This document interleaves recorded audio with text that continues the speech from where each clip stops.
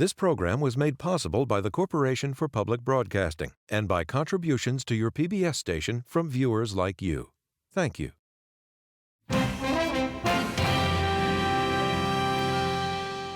With their convention in full swing, you don't have to agree with Trump 100% of the time to vote for him. Republicans, including some of former President Donald Trump's biggest rivals, have come together. As a result of Joe Biden's presidency, your family is less safe. Let's send Donald Trump back to the White House. Promoting what they call a new vision that aims to reshape American politics. If you want to restore law and order in this country, vote Trump. Tonight, the first speech from Ohio Senator J.D. Vance as the GOP's vice presidential nominee. As the party lays out its foreign policy agenda amid unrest around the globe. It is the third night of the 2024 Republican National Convention.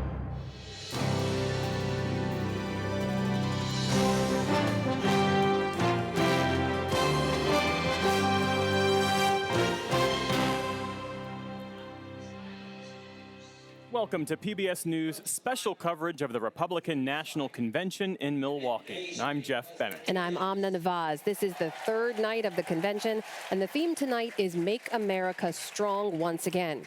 Over the next 3 hours, we will hear from people who have worked closely with former President Trump, from members of the Trump family, from veterans, and in the final hour, from J.D. Vance's wife, Usha, and then from the vice presidential nominee himself. Our panel is back with us tonight. That includes Amy Walter of the Cook Political Report with Amy Walter, David Brooks of the New York Times, and Jonathan Capehart of the Washington Post.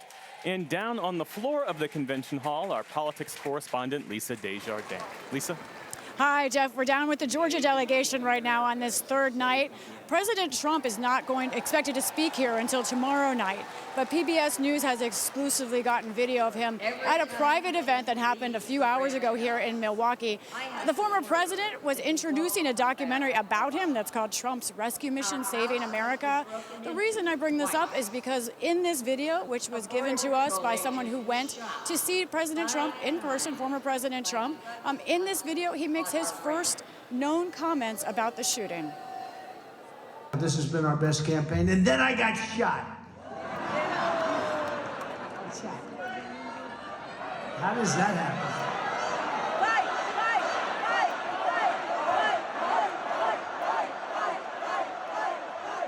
Well, you say, how did that happen? But I got lucky. God was with me, I tell you. That was that's what they call a close call.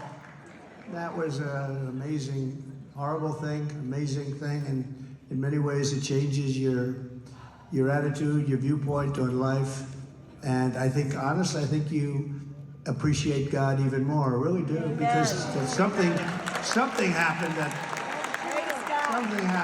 not that it was pleasant, it wasn't like it was a complete miss, but it was pretty terrible that can happen.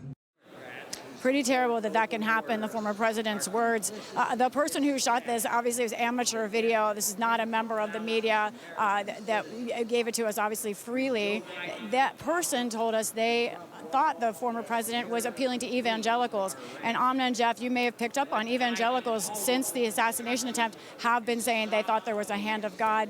One other bit of news, today there's been a back and forth between the Biden campaign and the Trump-Vance campaign over the vice presidential debate. I have been told by sources familiar that Vice President Kamala Harris did have a phone call with J.D. Vance, the Republican vice presidential nominee today, but there have been statements back and forth with the Biden campaign hoping for a debate date to be set, perhaps July or August.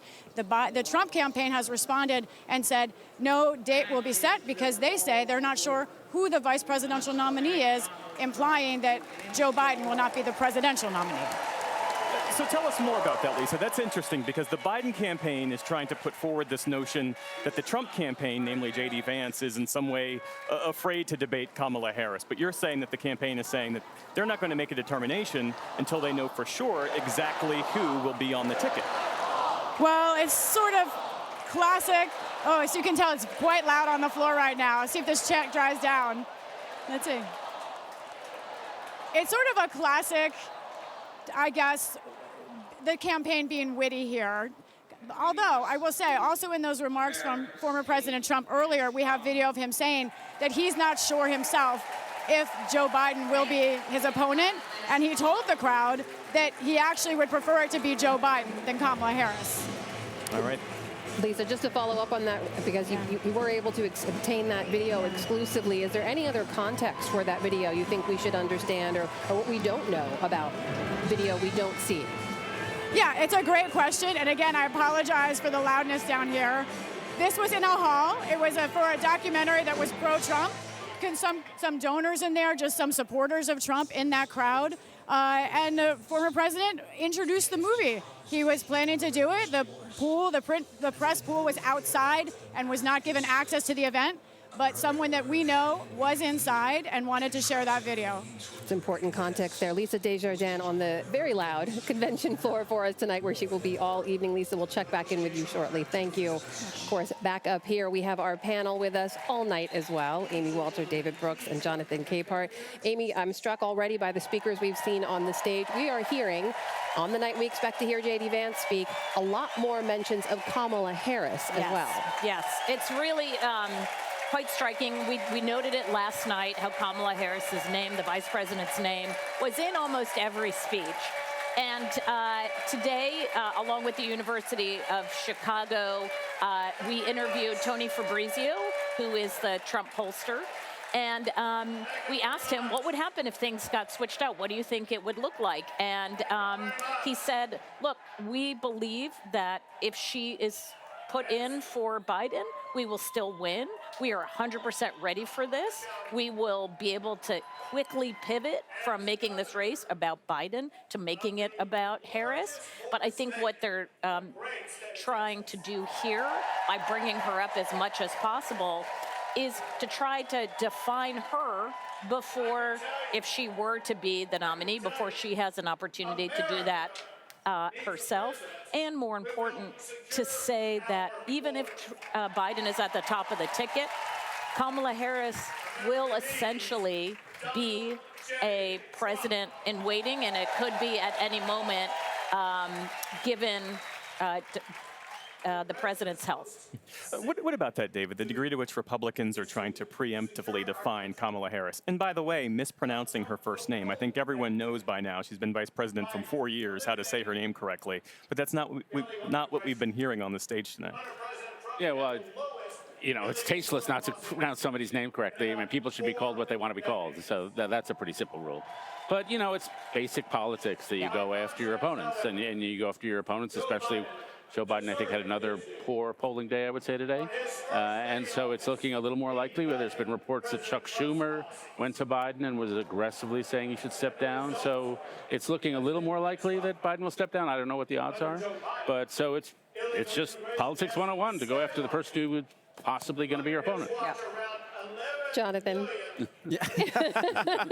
I'm just watching your face. You weren't scribbling any notes there, but I'm sure you have a response here. Well, I mean, my response is I noticed the mentioning of the vice president's name on the very first night. Like, her name has been mentioned since the start of this convention. I would also note that on the first night of the convention, and I'm very sensitive to this, her name was being pronounced correctly. As we've moved through the days, and today in particular, it's now Kamala and the mispronunciation. But look, I agree with David. You know, it is smart politics on the part of the Republicans to sort of seed the field here and with the nation with her name, knowing, I think the Trump campaign is anticipating that she could very well be the top of the ticket. And so that if she does become the top of the ticket, the folks in this hall and the folks who have been watching the convention will already be predisposed to not like her, as if they were going to like her to begin with. Well, this is a night where we expect to hear later from the vice presidential nominee, J.D. Vance. We've been talking all week about how he very much envisions himself as Donald Trump's populist protege. This is his introduction to the Republican Party, to Americans nationwide. What should he say?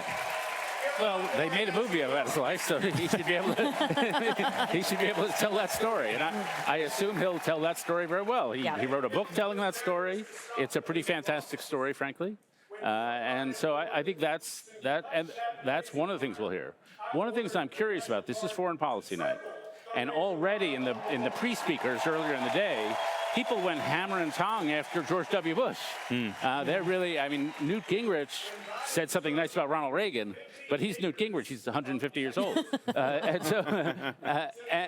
But how hard they hit this theme of let's get out of Ukraine. The posters on the floor that have been laid out on the seats say President Trump will end the war in Ukraine. It doesn't say how. And so it leaves some ambiguity open. And this is the most unified Republican convention I've ever been at, but this is the one issue where they're not unified. Amy, on some of the issues we know we're going to hear about tonight, the war in Ukraine, I'm sure the war in the Middle East as well. We've already heard some of those remarks. And there's this repeated sort of we are less safe under President Biden and Vice President Harris. Right. How much does this resonate with voters? Because typically foreign policy issues don't rank among the highest of issues, but this issue of safety certainly hits home. Right. How are folks looking at this? And safety I think much more about the border than it is about what's happening in Ukraine, trying to make that case, as the president has continued to try to do, both in public and in private, saying to those who are asking him to get out, look what I did with NATO. Look at how I not only kept NATO together, but expanded it. Look what I'm doing on the world stage.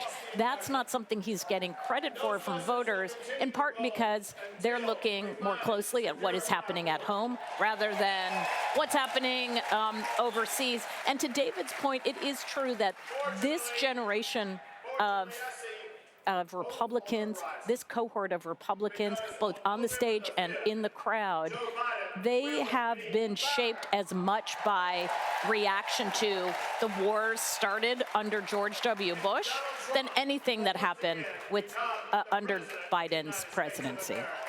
That's interesting because as President Biden at this point really is pleading for credit for strengthening the Western alliance against a resurgent Russia and in many ways a resurgent China, what you've heard from this stage tonight is, well, Vladimir Putin didn't invade Ukraine on Donald Trump's watch, and he wouldn't have. Right. That he invaded Crimea when it was a President Obama, and he did the full-scale invasion of Ukraine under President Biden.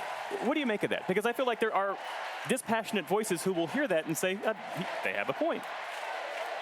They may have a point. I don't know what's in Putin's mind. But there, even more so, there have been at least one speaker who implied that the invasion of Ukraine by Putin was in part America's fault for overexpanding NATO.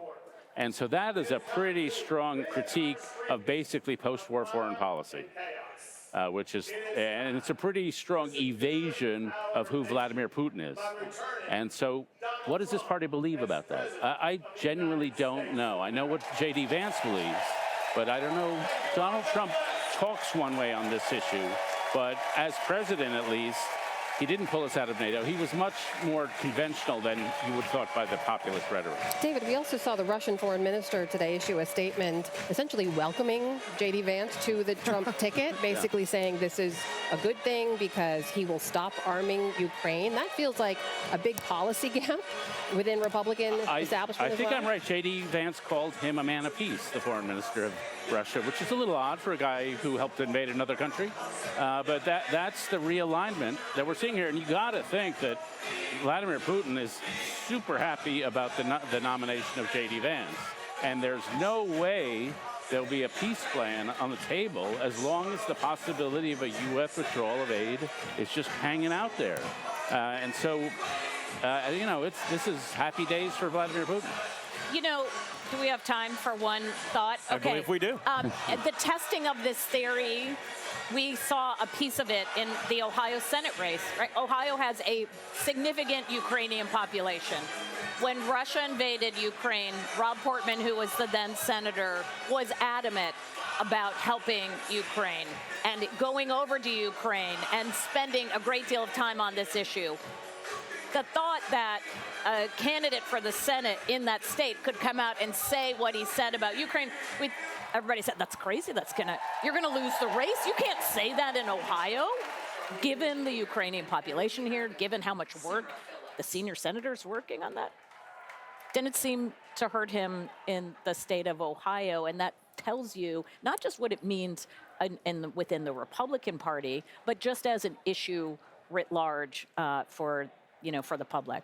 You know, Jonathan, in talking with some old school conservative sources today, one of the reasons they're really happy about J.D. Vance is because they believe that he will have way more policy pull in the West Wing than previous vice presidents, because Donald Trump hasn't really shown a desire or willingness to really invest in and get really steeped in the policy.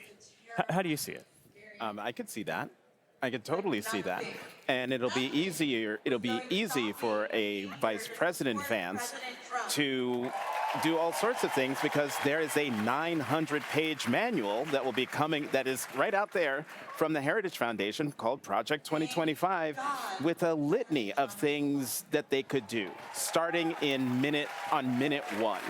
And so, when you've got someone like Senator Vance, only a year and a half in the Senate, but with some strong ideas on foreign policy, on abortion, despite him deleting all those from his social media sites, that I could see him having a very strong policy position in a way that former Vice President Mike Pence never did. The other thing I think we'll all keep an eye on tonight is this pledge we've heard from day one about a tamping down on political rhetoric and avoiding additional political violence in whatever way. It does feel like the further down the path we move with each day, we're moving further away from that. David, I don't know if you've noticed that as well. Peter Navarro took the stage, who, by the way, came here straight from prison, took the stage, got a standing ovation for several minutes from this crowd, and delivered what I can best describe as sort of an anti-immigrant screed, doubling down on this idea people crossing the border are rapists and murderers, and they are here to steal your jobs, calling them illiterate. And that got a lot of applause here in the room. Do you sense that we're moving further back towards this kind of language? Yeah, I should know more about Freudian psychology, but there's the ego and the id. I think the Republican id wants a lot of that. And I think the people who are running this campaign would like to tamp down. But this is a party with people like Peter Navarro, who are pretty out there on a lot of issues. And so the idea that they control this party is true of most parties that the elites can't control. The crucial question is Donald Trump, is what speech he gives tomorrow, and whether, as he said in Lisa's video, the video that Lisa got, whether he is a changed man, and if that's the theme he wants to strike. And we'll see if he can do that. And then in the months since, we'll see if his own id can be controlled, or whether he goes on a rampage. And I apologize to all Freudians if I got that wrong. The other thing Peter Navarro said on that stage was, they came for me and they can come for you too. And we should say the reason he did time was because he refused to cooperate with the congressional investigation, the January 6th investigation, and that was why he was sent to prison. Right. He said all sorts of things. I went to prison, so you won't have to. He talked about, quote, lawfare jackals. He said that Trump will hold these lawfare jackals accountable. He said the things that Amna said that he said. If the Trump campaign wants to be as disciplined as they're signaling, they never would have put him on stage fresh out of prison. This idea that there was going to be unity and a change in tone, either from this convention or from the former president, I've never believed it. And having Peter Navarro take that stage and give the speech that he gave just turns that on its head. This was never going to be a unity convention. This was never going to be a disciplined, outward-facing convention. These speeches are about soothing the souls and amping up the passions of the people in this hall and the people watching at home who couldn't be in this hall. David, what about what we are expecting to hear from Senator Vance himself? I know we're all anticipating what we hear from the president himself, or former President Trump himself tomorrow, but is there some tone-setting expectation from J.D. Vance as well? The man who, we should note, immediately after the assassination attempt on former President Trump was one of the first to come out and blatantly point a finger at President Biden to say he was responsible for that attack. Do you think he might tone it down tonight? I think so. There are two ways he can go. He can go the personal route, which was called the Lara Trump model. And Lara Trump last night talked about what a great grandfather Donald Trump was. It was heartwarming, and it was apolitical, really, for a RNC chairman. And so the other way is Vance can go super wonky. I imagine he'll go personal simply because that's what vice presidential nominees do. If you remember Sarah Palin's first speech, which I thought was a pretty good speech. Yep. She did the lipstick on the pig, the hockey mom. Hockey mom. She did, it was personal. Here's who I am, It's America. an introduction. I want you to like me, so I'm not going to offend half of you. Well, and like Sarah Palin, most of Republicans don't know anything about J.D. Vance. So it's not just introducing him to the rest of the country. It's introducing him to the people in this room who really don't know much about him. But I'm also going to be very curious to see if he does what we think he will be doing on the campaign, which is you got to introduce him, and then he serves as the attack dog for Trump, especially if Trump now is the toned down one. He gets to be good cop, and Vance is bad cop. Let's go to the convention floor now and hear from Mayor Trent Conway of East Palestine, Ohio, who's now speaking at the podium. I'm Trent Conway, the proud mayor of East Palestine, Ohio.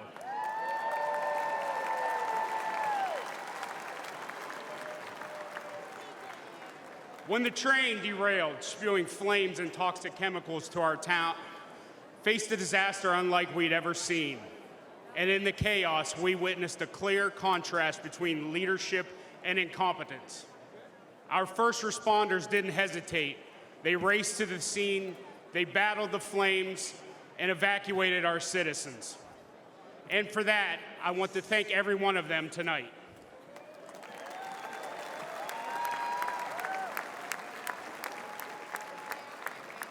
Unfortunately, the Biden administration's federal response was much different. It consisted almost entirely of meetings and press events. They talked and talked, but they delivered little help. Then there was the clear difference between former President Trump and President Biden. For the longest time, the White House was silent, and we never heard a word from Vice President Harris. I guess we weren't their type of folks. No Hollywood elites or Wall Street billionaires live in East Palestine, just hardworking Americans.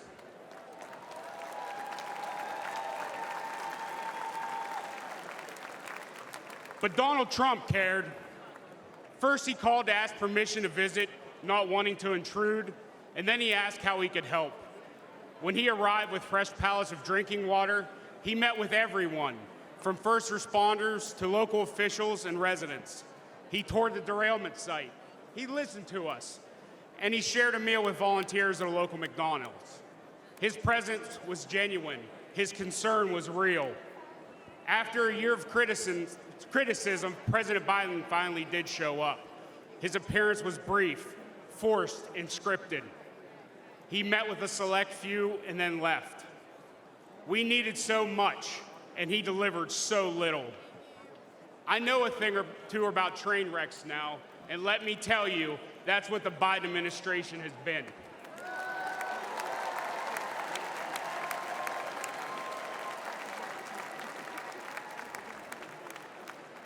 Before President Biden derails our entire nation, we need to act. We need a leader who values small-town communities as much as big cities. We need a president who loves all Americans.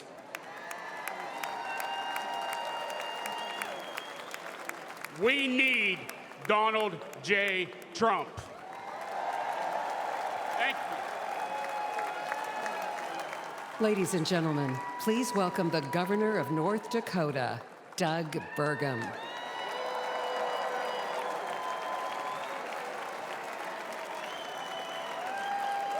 Hello, Milwaukee. And hello, North Dakota. Feels good to be here. The last time I was in Milwaukee, in this building, standing behind a podium was for the debate, and I stood on one leg for 2 hours. You guys might remember I blew my Achilles the day before. But to kick things off, I have a question for you, and I need your help answering so nice and so loud that everyone at home can hear you. Are you ready? Who will make America energy dominant? Again, who will make America energy dominant? Well, that's pretty good, but it's after 4 p.m. in D.C., so how about one more time loud enough to wake up Joe Biden? Who will make America energy dominant? That's right, because when President Trump unleashes American energy, we unleash American prosperity, and we ensure our national security. Serving as a governor with President Trump was like having a beautiful breeze at our back. He cut taxes, and he cut red tape. Serving as a governor under Joe Biden has been like a gale force wind in our face.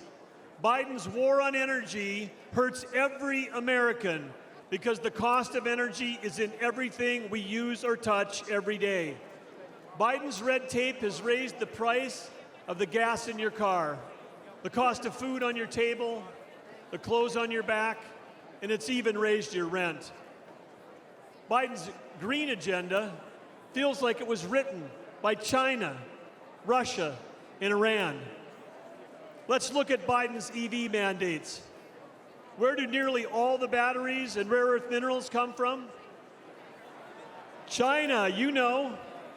And the day that Biden halted permits for clean U.S. natural gas export facilities, just think about the party they must have thrown that night at the Kremlin.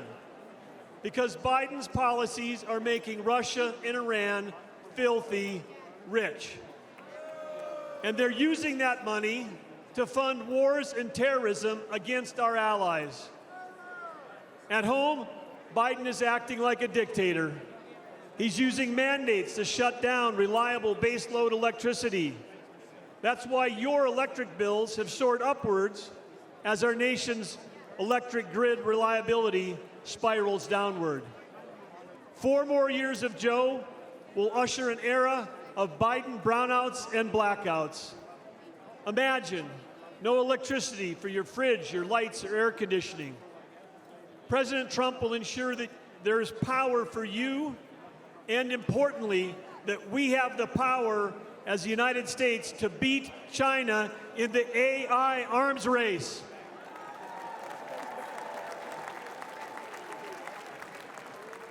Unleashing American energy dominance is our path back to prosperity and peace through strength. Teddy Roosevelt encouraged America to speak softly and carry a big stick. Energy dominance will be the big stick that President Trump will carry.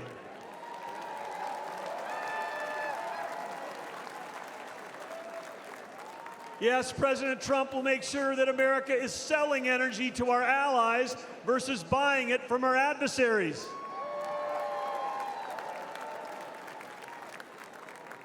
Innovation has always been the source of American greatness, and President Trump champions innovation over regulation. Last year, over that whole year, my wife Catherine and I traveled all across America. As all of you know, it's rural America that feeds the world, that fuels the world, and defends the world. Small towns with a huge impact, and rural America is Trump country.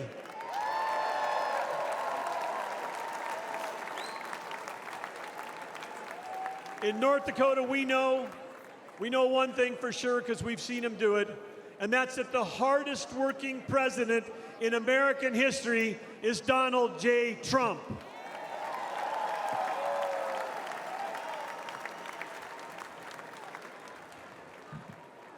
President Trump cares deeply about every American, rig workers, truck drivers, roughnecks, and yes, America's great farmers and ranchers. President Trump cares deeply about you. We know that he'll fight for us, he'll fight for our families, and we know one more thing. He'll let all of you keep driving your gas-powered cars.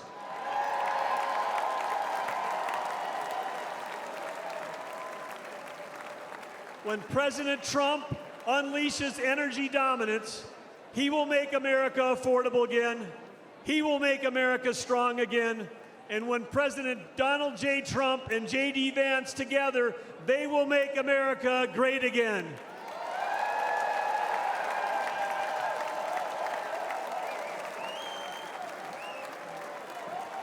Ladies and gentlemen, please welcome former counselor to President Donald J. Trump, Kellyanne Conway.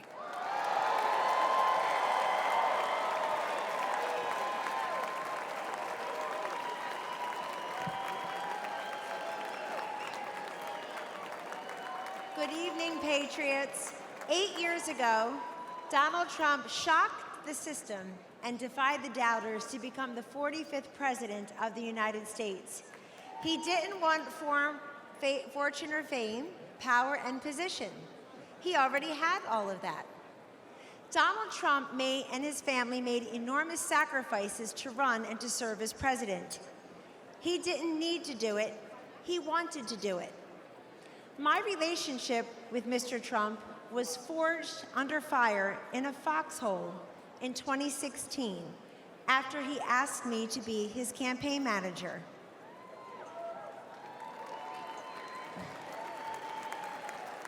We had no idea that he was making history as the first successful presidential nominee ever to tap a woman to lead a campaign.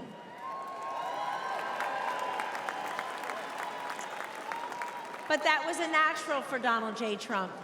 He had elevated women in New York real estate decades before when few people would.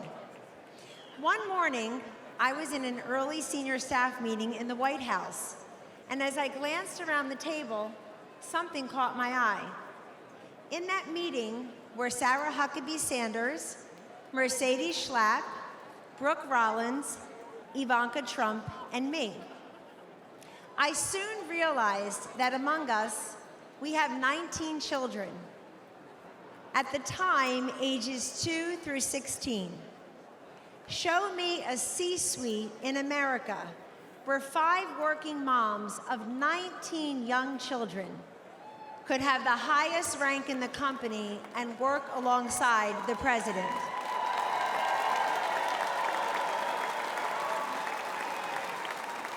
In the Trump White House, we lived it. Sure, he saw something in me and the other working moms that perhaps we did not see in ourselves. But more importantly, he sees what's best and what's possible for millions of decent, hardworking Americans. Now, 8 years later, he and his family have made the sacrifice again for him to run and serve as president. Donald Trump could be the envy of former presidents. He's a billionaire who could play golf every day at his own golf courses.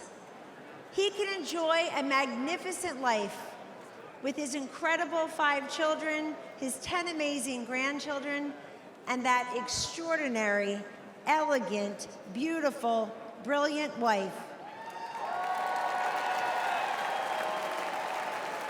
The former and future First Lady, Melania Trump.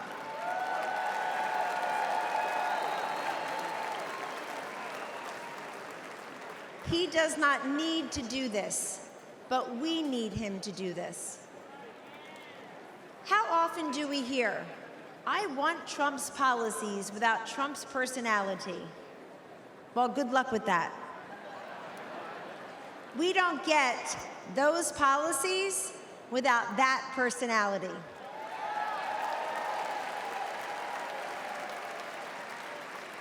Taking out al-Baghdadi and Soleimani, ending the ISIS caliphate, recalibrating trade deals, restoring sanity, growth, and fairness in our economy, making our southern border more secure and sovereign, supporting school choice, protecting life, respecting workers, backing our blue, our military, and our border patrol.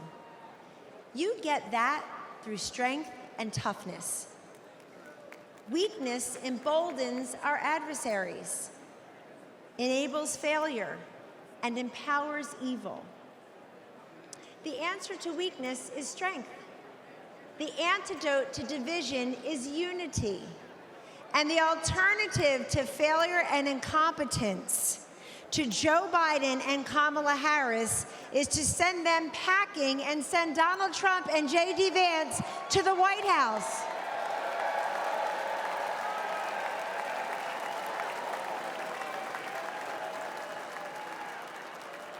If you know someone who is skeptical about the Republican Party or who is cynical about politics, don't dismiss them. Talk to them. We win through addition, not division. In Donald Trump's Republican Party, everyone is welcome. Yes. We have been called deplorable, irredeemable, MAGA extremists, and worse. But Donald Trump sees you for who you are. You love your God, you love your family, and you love your country. In 2024, there should be no more hidden, undercover Trump voters.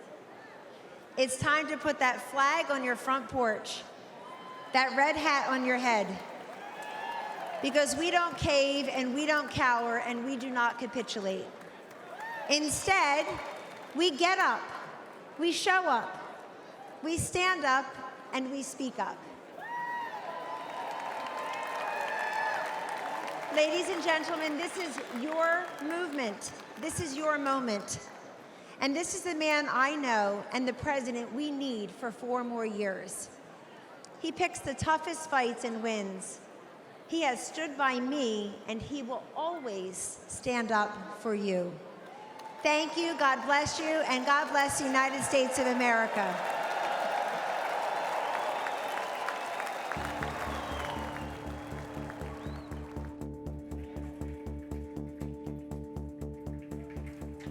I would describe Joe That Biden. was Kellyanne Conway, former senior counselor to former President Trump, taking the stage there. You're watching PBS News live coverage of the 3rd night of the Republican National Convention. We're going to turn now to some other topics before we take you back down to the stage for additional speakers. It's important to note misinformation continues to be an important issue during this whole campaign season, including right here at the Republican National Convention. And fortunately, PBS News is partnering with PolitiFact to do some fact-checking.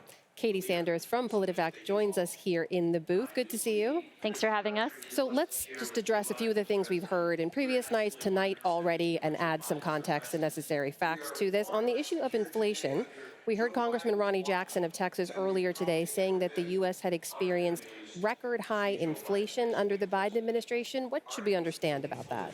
I think when you leave it open-ended like that, and maybe you're not an economist or an economics expert, you don't know that he's referring to a specific point of time. Inflation that we experienced a couple of years ago was nowhere near the levels of the 1970s, the early 80s, when it was 12 to 15%. So at the high under Biden, it was at around 9%. It's come down since then. So you can kind of play fast and loose with record high inflation. It's important to actually look up the numbers. And Congressman Matt Gaetz, who addressed the convention earlier this evening, said that Vice President Kamala Harris was appointed the border czar. She did have immigration as part of her portfolio, so how does that stack up? Just need some context, too. And he's certainly not the first person to bring up that line. You've heard it from multiple speakers. So it sounds like it's something that actually literally happened. But this is actually a nickname from Republicans. What Biden did early into his presidency was appoint Kamala Harris to investigate the root causes of immigration in Northern Triangle countries. He didn't say, you're in charge now. He left that to the Department of Homeland Security. So that remains with Alejandro Mayorkas. And but Republicans very quickly took to calling her the border czar because political reasons. We've heard a lot also about the U.S. withdrawal of troops from Afghanistan after the 20-plus year war there. We saw former Republican House Speaker Newt Gingrich take to the stage, and he said that Biden adopted what he called failed policies, whereas Trump orchestrated, quote, an orderly end to the Afghanistan war with no American killed in nearly 2 years. It's a very specific claim. How does that check out with you and your team? I think it just needs a little context. Some of that long period actually overlaps with the Biden administration, which isn't something that you might think. Again, the dates matter, specific timeframes matter. And there may not have been combat deaths, but there were 4 non-hostile service members who died during that period, and 3 others were wounded in combat. Wounded, which is not what he said, so to be fair. But that was in a combat situation. So I think it kind of speaks to this broader theme that under former President Trump, everything was fine. We didn't have conflict around the world. Certainly more context is needed for that. Katie Sanders, editor-in-chief of PolitiFact. Thanks so much. Thanks for having me. Let's go back to the convention floor where Lisa Desjardins, our politics correspondent, our eyes and ears here at the Republican National Convention, is with a delegate, as I understand it. Lisa? That's right. It's a little bit of activity around here, guys, because Texas Governor Greg Abbott is expected to speak soon. They're clearing some of the aisles for him right now. That's why it's a little bit shaky on our end, but who else to talk to right now but a delegate from Texas? This is Thomas. You are from Amarillo, which I believe you described as what, hot? It's hot, really flat, but it's also kind of like the Old West. So You said it's where modern America meets the Old West, right? Yeah, that's an accurate description. And you are 25. You are a delegate here that is among the youngest delegates, I think, at this convention. But you're also running for office. You're running as a Republican nominee, I believe, as tax assessor? Yep, I'm the Republican nominee for tax assessor in Potter County, Texas. You are someone who is about the future of the Republican Party. So let me ask you, why do you think Donald Trump should be the future of this party? Young Americans still mostly vote Democratic. He's led some incredible growth in our party. You know, we have more people coming to the Republican Party now than we've had in many years. And while not all of it is specifically about Trump, I think the policies are attracting a lot of people. He's good on a lot of the policies. Which policies? I think the economic policies are a great example. What do you mean? Well, you know, look at the inflation we have right now. Look at the expenses people are having in their pocketbooks. Grocery prices are going up. The gas prices, especially for a long time since Biden was in, you know, they were really high. I think Americans are just feeling it more now, and they're wishing for the days of Trump again. You own your own home. Now, I think Democrats would say, isn't that an example of the Biden economy doing well? I wouldn't say so. You know, my wife and I were just very fortunate the way things lined up, but a lot of Americans aren't as fortunate as us, young Americans and older Americans. And so they need someone who's going to have their back in this economic time, and I think Donald Trump's that guy. In addition to the other hats you wear, including a cowboy hat I bet you have at your seat, you are also part-time in law school. When you were in college, it was the pandemic. Right. You told me that, and tell me your experience. You couldn't attend classes. What was that like for you? It was scary, you know, especially we were also at the same time taking care of elderly family members.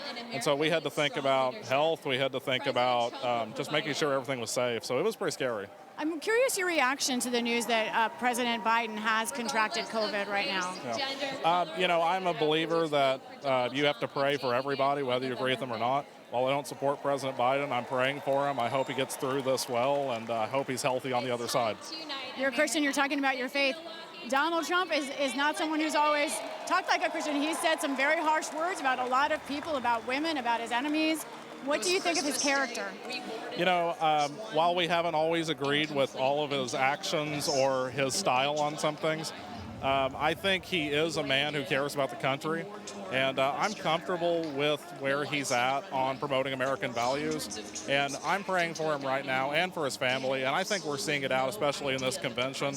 He seems like he's very grateful, especially after what happened, and I know people are praying for him, and we'll just hope for the best. Thomas Warren, maybe we'll see you up on that stage someday.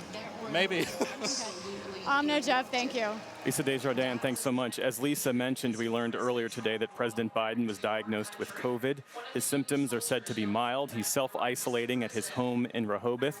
And this is a day, Amy Walter, in which we also learned, by way of reporting by the Wall Street Journal and other outlets, that House Democratic and Senate Democratic leaders Schumer and Jeffries pushed Democratic officials at the DNC to delay efforts to formally nominate President Biden ahead of the convention. NBC is reporting that Chuck Schumer, Majority Leader Schumer, presented polling data to the president over the weekend showing that he doesn't have a path to win. Your reaction to all of that? It is just an unbelievable amount of information and news that has been breaking. It feels like every minute of the day. Like if Aaron Sorkin had scripted these last 2 weeks, it would have been thrown out of the writer's room for being absolutely ridiculous. But it's something we've been talking about a lot here, of the fact that this is a unifying event for the party. We can discuss whether it's actually unifying for the country.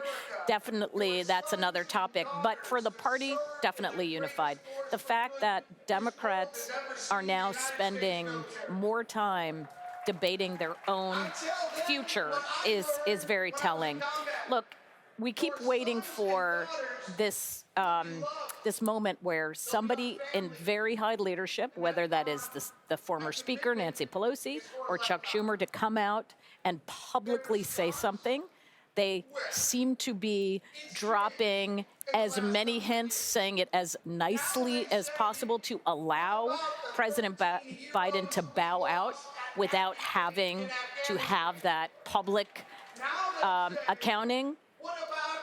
Maybe we will have an answer at the end of this week. I doubt we're going to see something before we get to Friday. But as we go into the weekend, it does seem like this pressure campaign is on a not only continuous, but pretty intense round. Jonathan, that context of what's happening outside of this arena is important because it's relevant to the race, to what all of these messages and whatever policies and campaign pledges these turn into, what they're running against, who they're running against. As you've noted a number of times, President Biden has continued to insist that he has made up his mind. There's no question about it. Democrats can't take yes for an answer here. Is there anything about the day's events that leads you to believe that will change? I've always said that these people who are calling on the president to withdraw from the race, they can't just say the polling looks bad and therefore you should get out. They need to come to the table, either preferably to the public, and show what these internal numbers are, and go to the president, not public polling, but internal polling. And from the reporting about the meeting that Senator Schumer had, the majority leader had with the president, is he came to the table with internal polling. This is significant. He's the Senate majority leader, the leading Democrat in the Senate. This is something where I'm like, wow, if Schumer has done this, this is pretty big. Now, to Amy's point, though, this is not Schumer on the record saying this happened. But what makes this story significant is this meeting that happened between the majority leader and the president, they were the only two people in the room. According to the reporting. According to the reporting. And so how does this get out? And why does it get out? And so we had Speaker Emerita Nancy Pelosi a couple of weeks ago dropping a little hint. You had Congressman Adam Schiff, the California Senate candidate, going on the record saying he thinks that the president should withdraw from the race. This story about Schumer talking to the president is a bit of an earthquake. Yeah. And then there were, if my memory serves, there was also another story, I believe in the Washington Post, where it says that President Biden is going from, quote, Kamala can't win to can Kamala win? You put all this together, and maybe we are moving to a situation where he bounds out of the race. But I will repeat what I've said multiple times at this table. If President Biden is not the top of the ticket, then it has to be Vice President Harris. And if it is not Vice President Harris, the Democrats will definitely lose. The thing I fear the most for the Democrats is that President Biden drops from the top of the ticket, and then they go into some crazy open primary process. Democrats don't know how to handle that kind of, Democrats love chaos. And they're all in agreement, it seems, he needs to get out of the race. And if he does get out of the race, that's when all hell breaks loose, because everyone has their own preferred person. And if that preferred person, if they don't coalesce around the sitting vice president, then what do they say to African-American voters who are consistently behind the fact that the president should stay in the race and have been the rescuers in the foundation of the Democratic Party for years? Jonathan, you mentioned that statement from Congressman Adam Schiff, which struck me when I read it, in part because Adam Schiff is such a close ally of former House Speaker Nancy Pelosi. She was the one who appointed him the House impeachment manager in impeachment 1, and he actually played that role in both impeachments. In many ways, he is a proxy for her. we don't know what we don't know. I'm not trying to, enter into the realm of speculation, but previously he has been. And he is now a part of this roster of high-profile Democrats who are saying that Joe Biden should step aside. He would not say something like this without thinking through it very carefully. Yeah, I think he thought through it carefully. I think Nancy Pelosi issued a statement saying when he announced that publicly, it was news to her. But I do think the Washington Post story, which did have the shift in Biden's mentality, I thought that was interesting for a lot of different reasons. Partly for that sign of a shift. Secondly, there was a very interesting sentence, unlike any sentence I've read in American journalism, that said a person close to Biden confronted him directly with just the two of them in the room. That had to come from Camp Biden. And so that's a sign that it's like watching a sandcastle begin to erode. And I think they're doing it in the right way. I don't think they should go public. You give the man his dignity. You preserve the process of the party. Cory Booker was on television today, and he was asked, do you think he should step down? He said, I'm waiting for the president to make the decision. Of course, the president's made the decision a zillion times, but let him have his time, even at this late hour. I think that's the right policy. And my vibe is that the idea of a supercharged primary, a lot like pick your 8 finalists, have a lot of town meetings. People were super excited about that. I think the party has drifted away from that. I think what you said, the idea of tumult right now, I think they've internalized the idea that if it's not Biden, it's going to be Kamala Harris. And so I think again, when you're talking about the Democratic Party, you're talking about this vague cloud of people who are all whispering. And so it's super hard to get a read on how the whispering is moving, the climate of whispers. But one sense is accelerating today. Yeah. The sand is beginning to erode. Yeah. Amy, former President Trump wants to run against President Biden. For sure. Their messaging on this is clear. They have coalesced around the opposition here. That's right. How does it scramble all the messaging and the strategy we're seeing this week in here if these kinds of changes do occur? Right. I mean, what we're seeing, again, and some of the polling, but it feels like any polling that we've had that is older than 2 weeks doesn't make a whole lot of sense. But that said, Harris does a little bit better with the base, with the voters like women, like younger voters, and in some cases, younger voters of color. So there is some advantage there. But she still has all the negatives of being a part of this administration.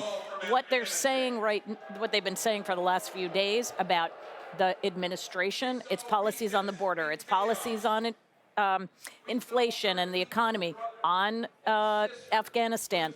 She will own those as well. The difference is that she doesn't own the biggest contrast that they would like in terms of the physical difference between a Donald Trump and a Biden in terms of strength and weakness.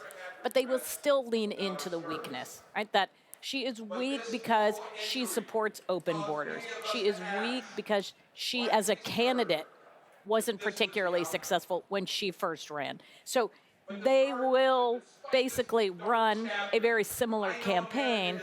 But if one of the biggest challenges for Biden is he can't get anybody excited about his candidacy within his own base. The theory is having a Kamala Harris, and of course there would be a new vice president, then brings a little attention, interest, energy into what has been a pretty moribund Democratic Party at this point in terms of voter base. But the Biden campaign is trying, and they're trying to gin up enthusiasm even in recent days by lurching leftward. The president is embracing rent control and debt erasure and Supreme Court reform. This was the thing that he had resisted for so long. I saw that. And it just goes to, the heart of the challenge for the Biden campaign isn't the policy. That's not why his voters aren't excited. The heart of the challenge is the thing that voters have been saying. We've all listened to voters. We've sat in focus groups. They've been saying from the very beginning, I think he's too old. I think he's too old. I don't understand why he's doing this. And so if you already have that in your mind, he's too old, no matter what he's saying, it has to go through the filter of, can he really do it? Is he really going to finish? So it doesn't his matter term? what the message is. If the messenger Right. If the messenger isn't to be credible, ineffective. But doing the rent control, doing the Supreme Court stuff, that just to me reeks of panic. Yeah. Because Yeah. the progressives are the people who are sticking with them. And they're we got to keep these people. And so they've adopted whatever we can do. And if there's ever an idea that's, to me, stale and discredited, it's rent control.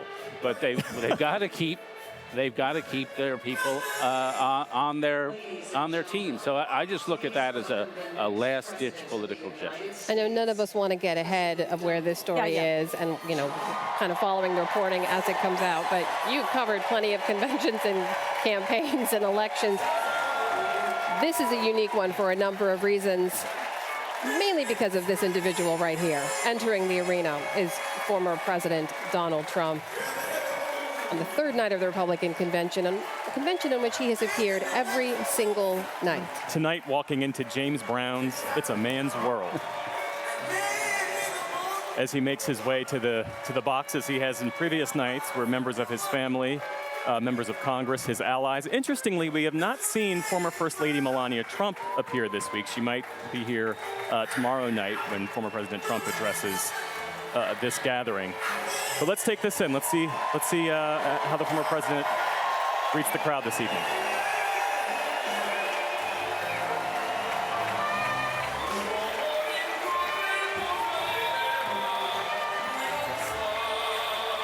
This is the James Brown Pavarotti version of It's a Man's World. Also, he's come out early. Yeah, there was some scrambling of the schedule.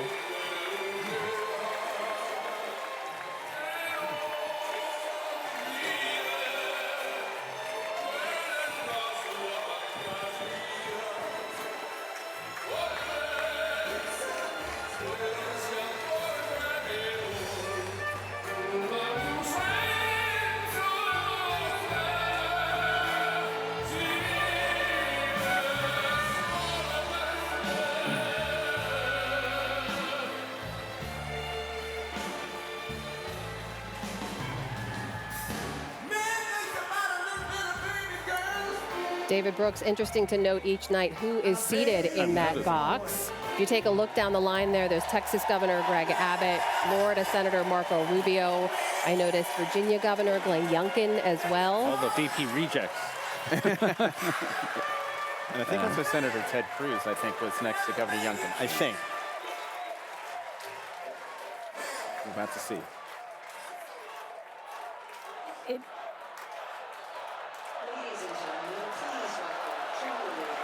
We'll take a listen now to our next featured speaker of the evening. That is Kimberly Guilfoyle, the fiancée of Donald Trump Jr., as she takes the stage.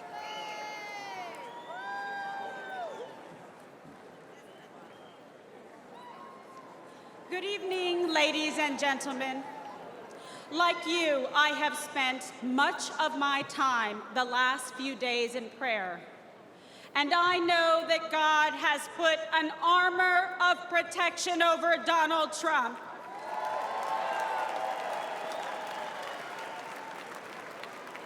We are all reminded that love for our nation and the beauty of life itself transcends all hatred and political divisions. I stand before you tonight, more convinced than ever.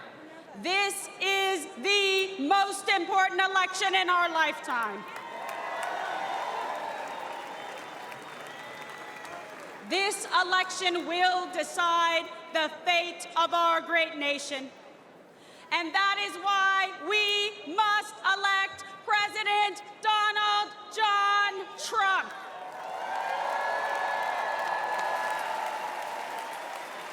And we're just going to take a short break right here for our PBS stations. We'll be right back with continued live coverage of the Republican National Convention. Stay with us. I'm Michael Beschloss, presidential historian and NewsHour contributor. Republican Convention, Cleveland, 2016. Donald Trump was getting up to give his acceptance speech, and a lot of people were predicting that Trump would do what most presidential nominees do, which is pivot to the center, become more presidential, And Donald Trump surprised many people by doing almost exactly the opposite. Our convention occurs at a moment of crisis for our nation. The attacks on our police and the terrorism of our cities threaten our very way of life. Any politician who does not grasp this danger is not fit to lead our country. All this foreshadowed Trump's inauguration, in which he talked about American carnage. It's a line he would give just as easily in 2020.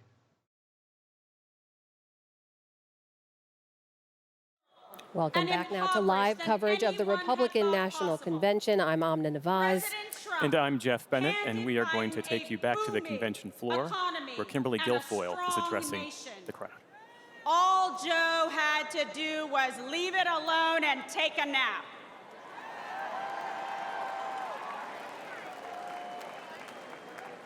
But Joe just couldn't help himself.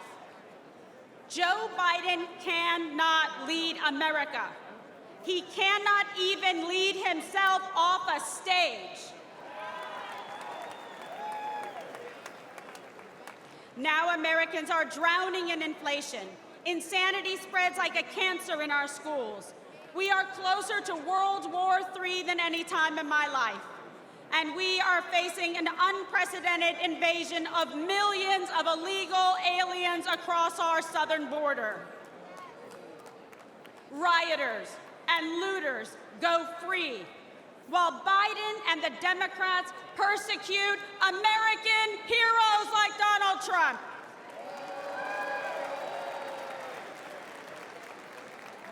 Tens of millions of Americans are made to feel like enemies in our own country. An enemy for wanting to defend our border, for not wanting our children indoctrinated in school, for not wanting to erase our history, for praying to our God, saying what we think, and fighting for what we believe. It is no wonder that the heroes who stormed the beaches of Normandy and faced down communism sadly say they don't recognize our country anymore. This is not an accident. The powerful elites in the swamp will say anything to crush and destroy the America First movement. But we will never give up, and neither will Donald J. Trump.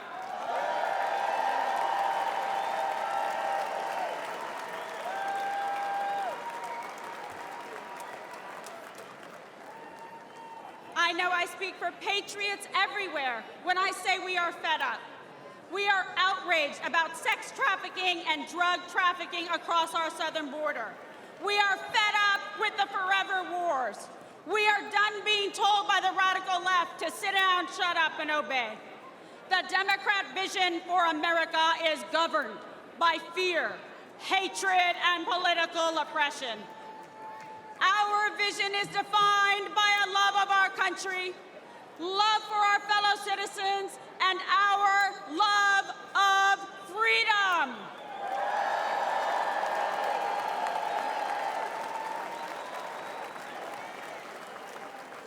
In our vision, we will secure the southern border and deport the violent criminal aliens once and for all.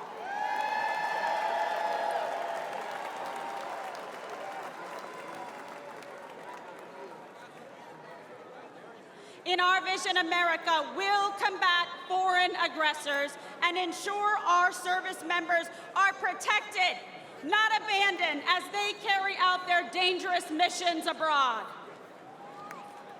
Because we know we can only have peace through strength.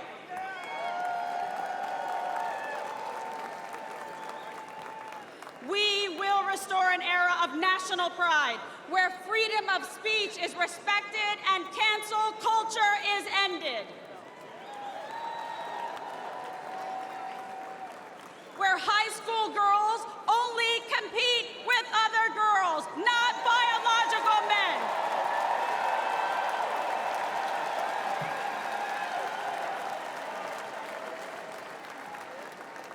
Where struggling neighboring cities never put criminal illegal aliens above our heroic veterans and brave law enforcement. Where our streets are not ruled by gangs and rioters, but governed by law and order. Where students are freed from failing schools and corrupt teachers' unions through universal school choice.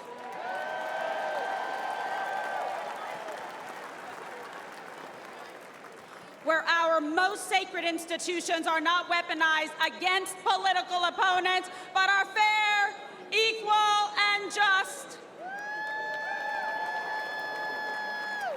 And where we teach our children to love our country, learn our history, and respect our American flag.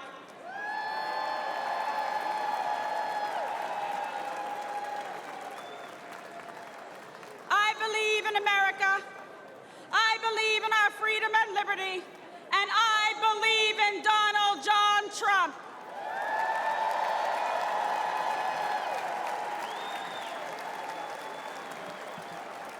And I want Joe Biden, Kamala Harris, and all of the radical Democrats to know this.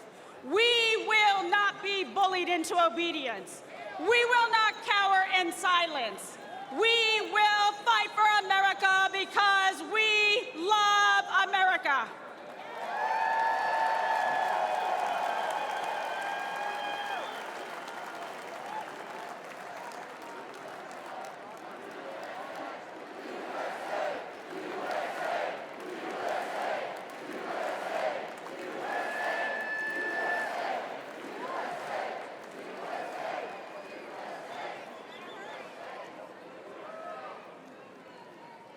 I stand before you as a working mother, a former prosecutor, a Catholic, and a proud Latina.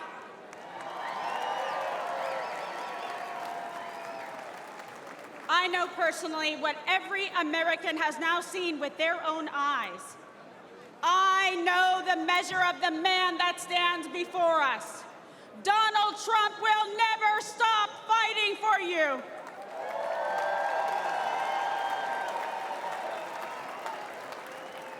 So join me in voting for Donald J. Trump for president again.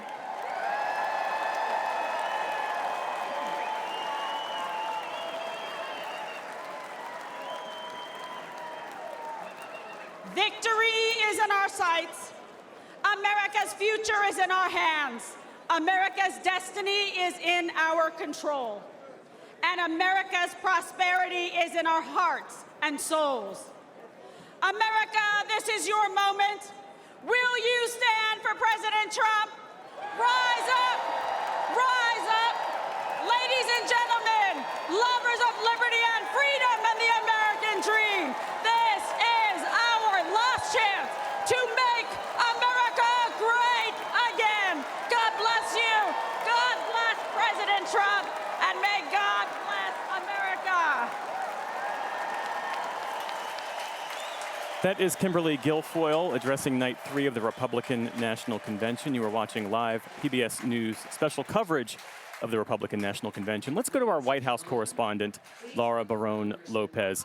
Laura, as we were discussing just a minute ago, the increasing pressure facing President Biden, some in private, some in public, for him to exit the race, pass the baton, if you will. Walk us through that reporting and the impact it's having on the campaign and how the Biden team is responding to it.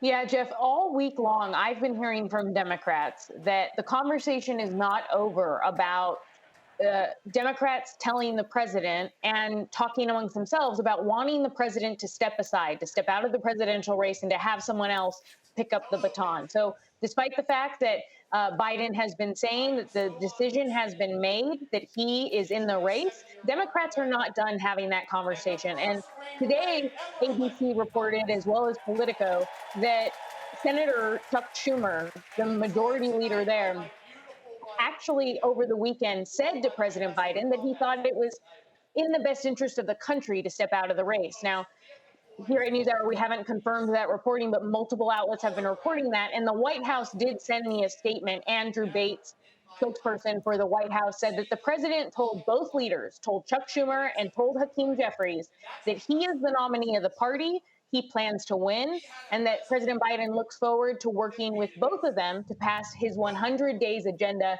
to help working families. So a pretty clear statement there from the White House that matches what President Biden has been saying, which is he has no intention to get out of this race right now, Jeff.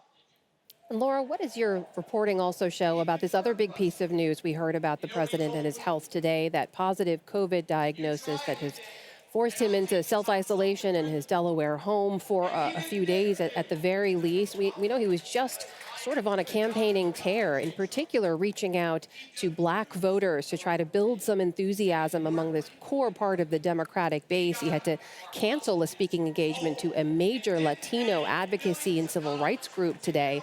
What kind of impact is his diagnosis going to have on the days ahead? What does it mean for Vice President Harris and other surrogates out there?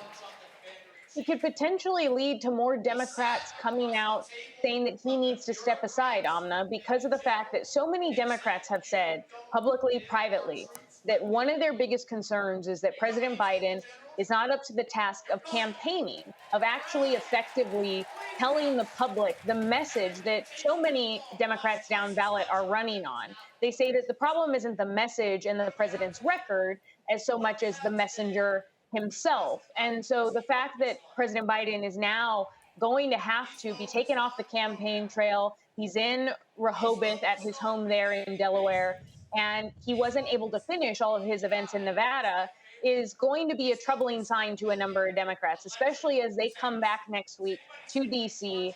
And we may hear from more of them that they want him to step aside because they had wanted President Biden to show after that debate performance that he could maintain a really strenuous, rigorous campaign schedule, potentially holding multiple events a day. And with this COVID diagnosis, that's going to make it harder for him in this really crucial moment, at this crucial period, to convince Democrats that he's up to the task. Yeah. And as we've been discussing, it's been those progressive Democrats who have been President Biden's harbor in the storm. Senator Bernie Sanders, Congresswoman Alexandria Ocasio-Cortez. And President Biden has responded by embracing many of their causes. Walk us through that. You're reporting on why they feel at this moment they can really lobby him to support things like rent control and court reform and debt erasure, and how he's able to use their support to stay in this race. Just this week, Jeff, President Biden was unveiling a bit more of his 100 days, what he would do if he were reelected and had another 4 years in office. And a lot of that is coming from the fact that he, during his entire presidency, has really had an open door policy for progressives. His prior chief of staff, Ron Klain, really did a lot of work to build up that relationship with progressives, be it Bernie Sanders, be it Congresswoman Ocasio-Cortez, or other progressives across Congress. And so this week he talked about how he, if he were reelected, would institute a cap on rent, a 5% cap on rent for apartments. And that's something that he hadn't unveiled before. He also has talked about eliminating medical debt for people. That's something that came from the progressive wing of Democrats. And some sources have told me that, yes, he is potentially in the coming weeks wants to unveil a plan to reform the Supreme Court. And that would include term limits for the Supreme Court. It could also include what he hopes would be legislation that he could pass with Democrats in Congress to limit the scope of immunity for presidents and for judges and justices. So that's something that he is considering right now, a big endorsement of that type of reform. My source told me that he was potentially going to unveil that earlier this week when he was scheduled to go to the LBJ Presidential Library for the anniversary of the Civil Rights Act. But that event, as you know, had to be canceled because of the assassination attempt on Donald Trump. Hey, Laura, how much is what's happening in this room behind us informing the conversation among Democrats as well at this moment around this issue? And what we've seen in the last 3 days of this Republican National Convention is a unified Republican Party around this Trump-Vance ticket, We have no idea how some of the policy differences will be coming together later, but right now this is a party in which all of Mr. Trump's former rivals have come together to back him. How much is this show of force informing the Democrats' conversation around their ticket right now?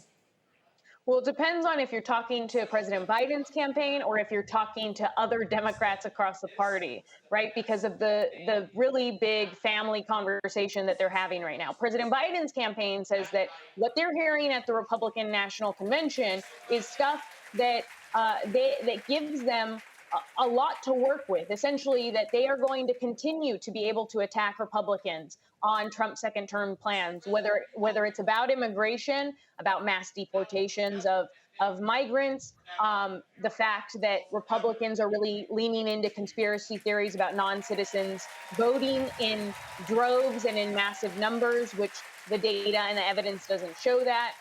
They also feel as though the President Biden's campaign, as though they can definitely go on the attack on abortion, and especially when it comes to Trump's vice presidential pick, J.D. Vance, who has had some pretty restrictive positions when it comes to abortion. So that's from President Biden's campaign. But when you talk to other Democrats, whether it's lawmakers in Congress, donors, party operatives, you know, they feel as though President Biden himself and his campaign is not necessarily up to the task of effectively messaging to the public all of those things that I just talked about, whether it's abortion, whether it's what they say is Republican extremism when it comes to wanting to,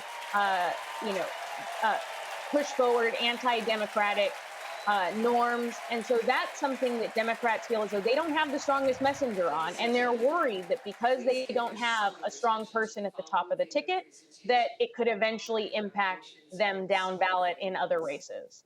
Laura Barón-Lopez. Laura, thanks as always for your terrific reporting. We appreciate it. Thank you.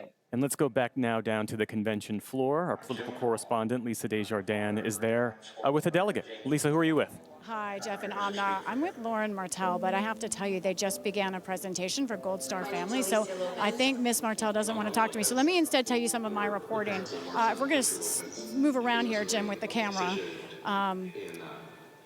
Tonight's theme is Make America Strong Again, and this is part of it, talking about Gold Star families, military families. I was in South Carolina to talk about that because we know there are a lot of military veterans in South Carolina. You know, just a few minutes ago, I talked to South Carolina's governor, Henry McMaster. He's someone I've known a long time. A lot of folks know that I was a reporter in South Carolina. He's been a politician in that state for 40 years, depending on how you count. And I asked him about vice presidential nominee J.D. Vance, and he said, to be honest, I don't know him. I don't think I've ever met him. So this is kind of a long-time Republican operative in a key state of South Carolina who hasn't met the new vice presidential nominee. But he said right away, doesn't matter to me. You know, as long as Trump likes him, I like him too. You know, so, but it just shows that as J.D. Vance takes the stage later tonight, that these delegates, they're not really quite sure who he is yet. A lot of them do know that he was once a very sharp critic of Trump. I think he's got to convince him that he's all the way on board. This is a group that's very protective, especially now after the assassination attempt on Donald Trump. So I think South Carolina, I'm hoping to take some temperatures here beyond just their governor on what they think about the senator becoming their vice presidential nominee. Amna, Jeff? Lisa, we know you've been spending time with delegates, folks from all around the country down there on the floor as this night's speeches have unfolded, as you have every night. We've noticed up here kind of a change in tone as we've shifted to these issues of immigration and foreign intervention and safety and so on. I wonder how a lot of those messages we're hearing up here are resonating with delegates down on the ground. What do they have to say about what they've heard so far tonight? Well, you know, one of the questions I had right now for Lauren was about, I have heard more of the fight, fight, fight chant. And I'm really interested in what that means to these delegates. What are they saying when they say fight? I mean, obviously it's something that a former president, when he raised his fist after the assassination attempt, said, but fight what? Fight who?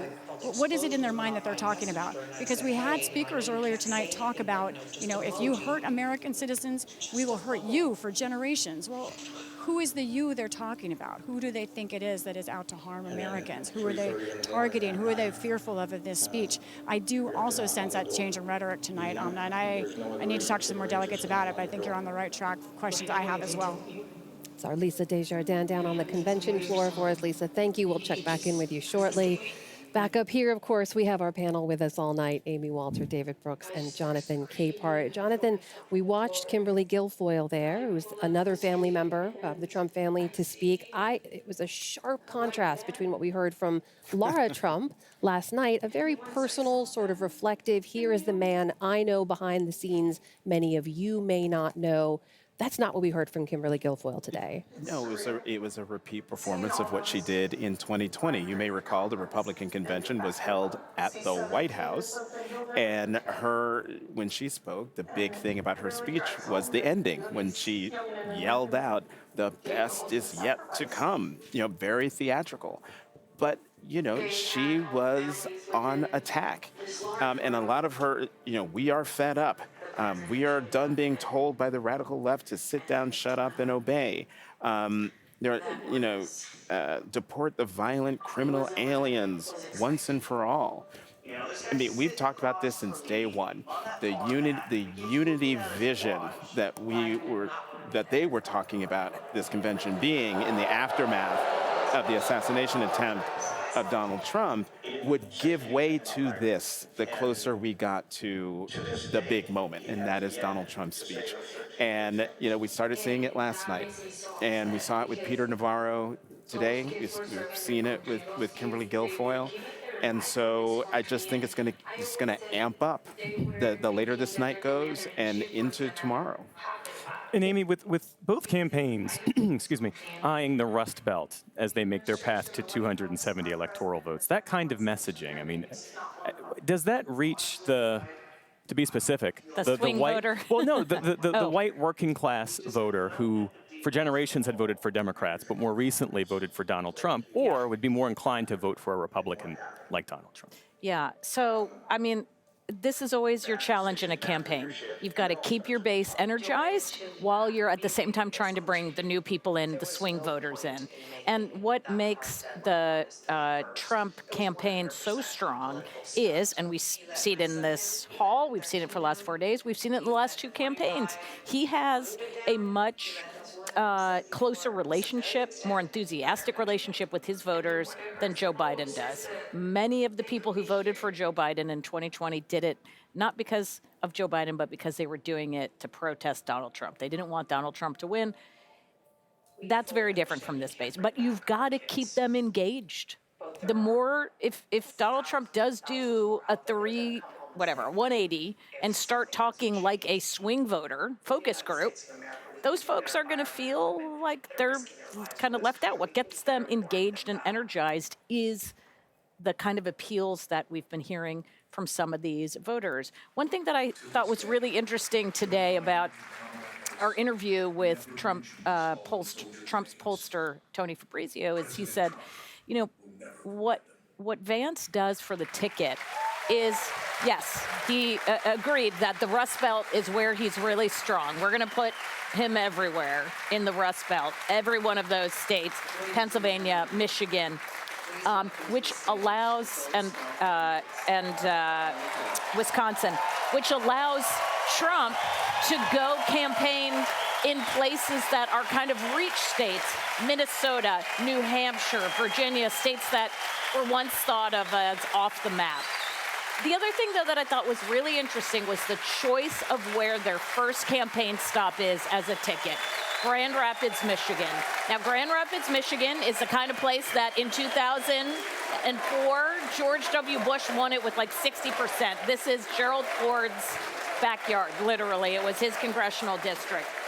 In the Trump era, it has shifted pretty significantly over to Democrats. Not only did Biden win the Grand Rapids area, but it has a Democratic congresswoman.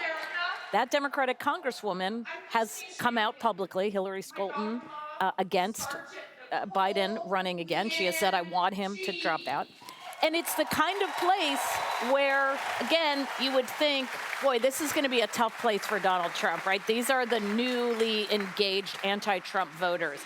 But the fact that they're choosing to go there, I think, tells us that they are looking at this as sort of a checkmate.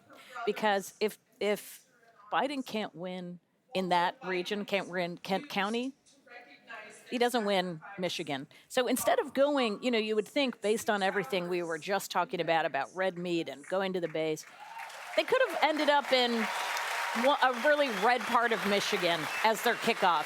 But they went right into they're going to the swingiest, most critical part for Democrats. And I think that tells you a lot about what role they see Vance playing in those swing upper Midwest states. Just want to take a moment and note we're now hearing from Gold Star families. It's been a change in tone here right now. We know Republican officials have wanted to highlight the voices of what they call everyday Americans, people sharing their individual stories. And right now there are Gold Star families speaking at the stage. Let's just take a listen in to some of those remarks right now. For a few hours with me,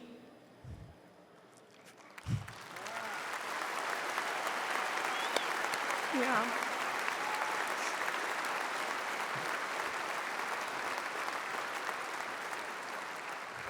And for the first time since Nicole's death, I felt I wasn't alone in my grief. Thank you.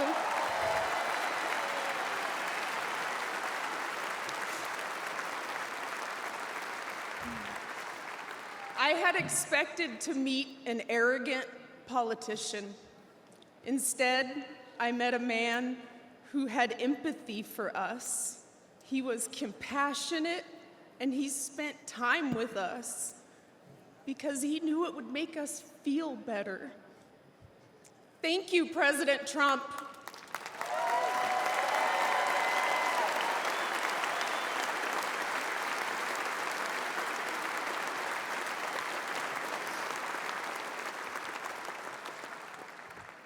I'm Cheryl Jules, Nicole's aunt. Joe Biden said the withdrawal from Afghanistan was an extraordinary success. An extraordinary success. Look at our faces. Look at our pain and our heartbreak. And look at our rage. That was not an extraordinary success. The humiliation of our nation was not an extraordinary success.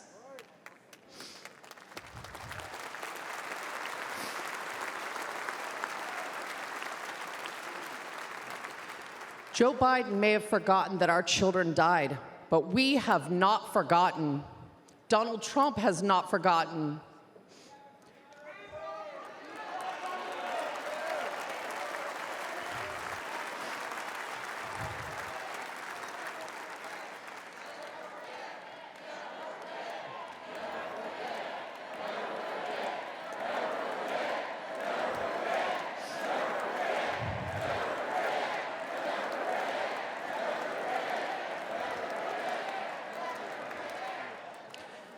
Joe Biden owes the men and women that served in Afghanistan a debt of gratitude and an apology.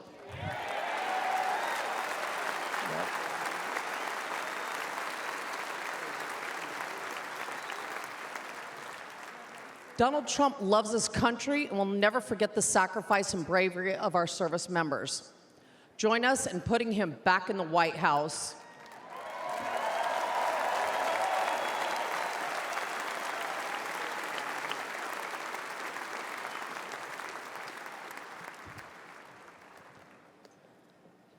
I'm Alicia Lopez, and this is my husband, Herman. Our son, Corporal Hunter Lopez, whose name Joe Biden has refused to say out loud, was killed on August 26, 2021.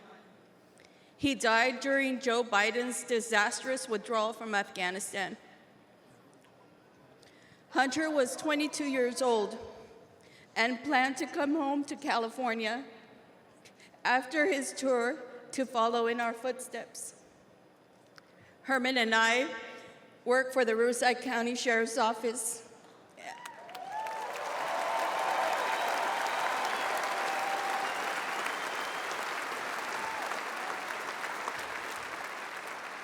And our family has a tradition of service in law enforcement.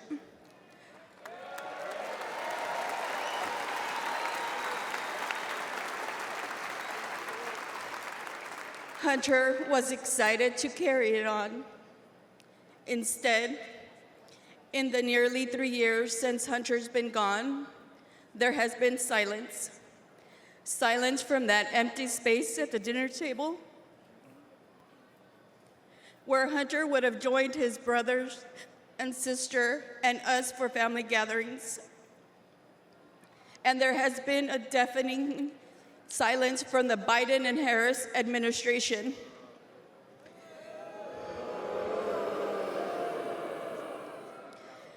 Despite our pleas for answers and accountability, they have pushed us away and tried to silence us. The Biden administration has not owned up to the bad decisions. They have not been transparent about their failures. And their so-called leaders work to protect themselves rather than our sons and daughters who took the oath to defend our country.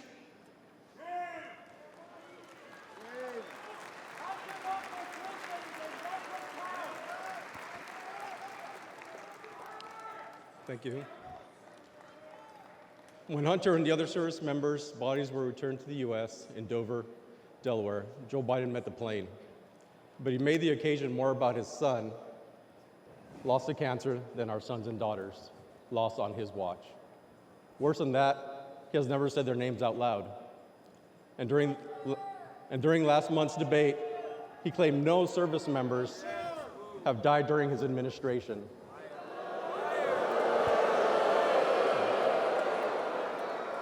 None. That hurt us all deeply. So Alicia and I are here to say the names of all 13 service members who lost their lives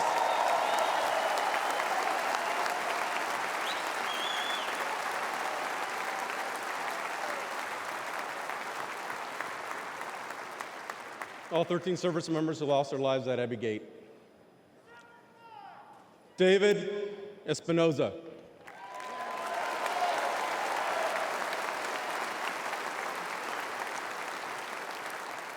Nicole G.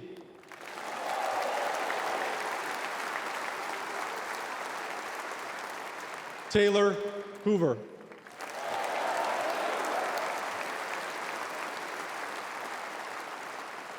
Ryan C. Knaus.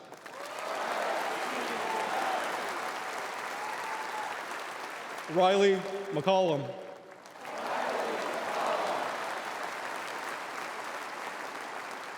Dylan Marola.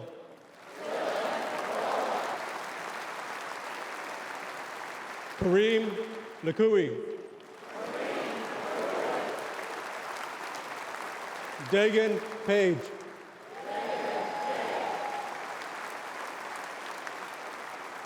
Johanny Pichardo.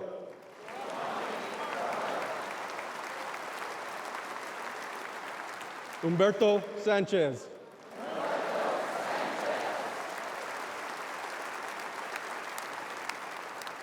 Jared Schmitz.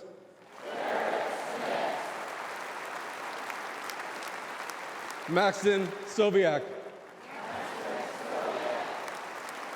And my son, Hunter Lopez.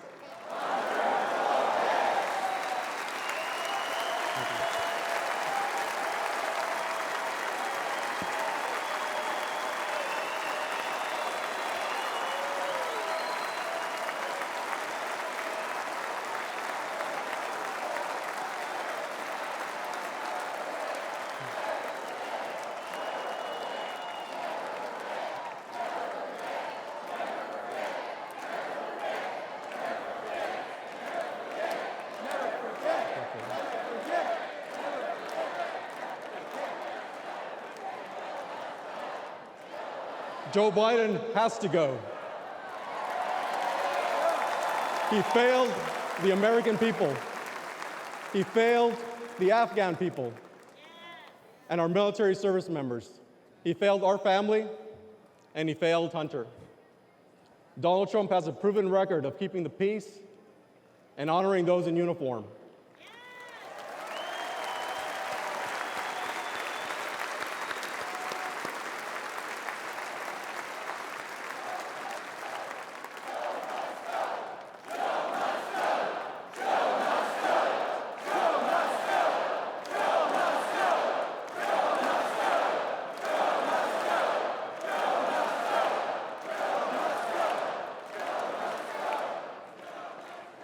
All of us on this stage recognize the efforts of Mr. Trump. We know this firsthand. We've experienced it. Whenever we've met with him, he has demonstrated compassion. He has joined us on our mission for answers, and he has given hope to our extended Gold Star family.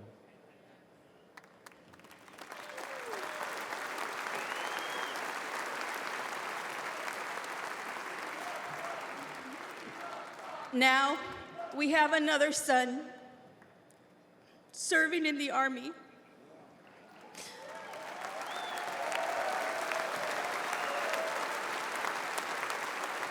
And we do not trust Joe Biden with his life. We have faith that Donald Trump to lead our military. Please join us in supporting Donald Trump for President and Commander-in-Chief.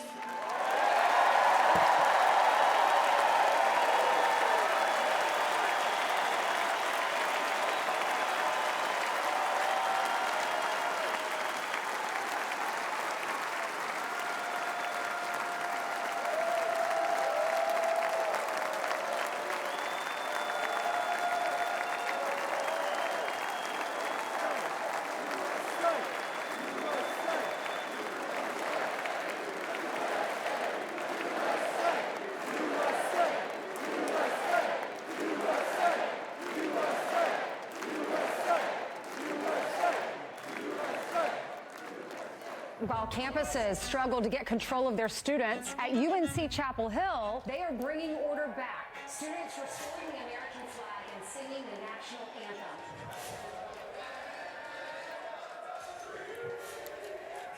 And there you were just hearing from some Gold Star families, powerful testimony from those who've suffered devastating loss of their loved ones, service members, including the 13 U.S. service members who were killed at the Abbey Gate, Kabul International Airport during the U.S. withdrawal from Afghanistan. Some incredibly emotional moments here at the Republican National Convention. You're watching live coverage on PBS News. We're joined up here in our PBS News booth right now by Captain Sam Brown. He is a U.S. Senate candidate in Nevada, running against the incumbent Democrat Jackie Rosen. Captain Brown, welcome. Thanks for joining us here. Thank you. It's good to be here with you. So you served in Afghanistan.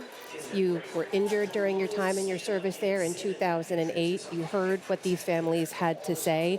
We know we're going to hear a little later from Vice Presidential nominee J.D. Vance, who talks about how his service informed how he views foreign policy. Do you agree with him in the way that he has articulated his views so far? No, I don't know exactly what all of J.D. Vance's positions are, but I can tell you what I see out of President Trump. His record as president, and what I believe is that the United States of America needs to be a leader in the free world, and that we achieve peace through strength.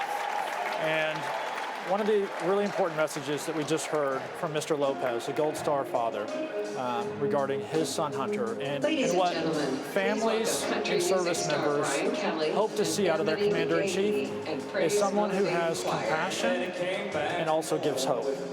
And I think that's an important quality that is sometimes overlooked. Do you feel like your time and your service overseas helped to shape your worldview and how you think American policy should be right now? Absolutely. Tell us about that. What I saw and what I experienced was part of our mission was to serve and help the Afghan government stand up and provide, basic, in the United States terms, very basic services. They're very, advanced services. And in particular, the mission that I was wounded on, we were providing security as Allied forces, ISAF forces, were moving a turbine to the Helmand River to a dam to provide power for all of southern Afghanistan. This is something that would help the economy. It would help businesses. It would bring electricity to schools. Undoubtedly, could help.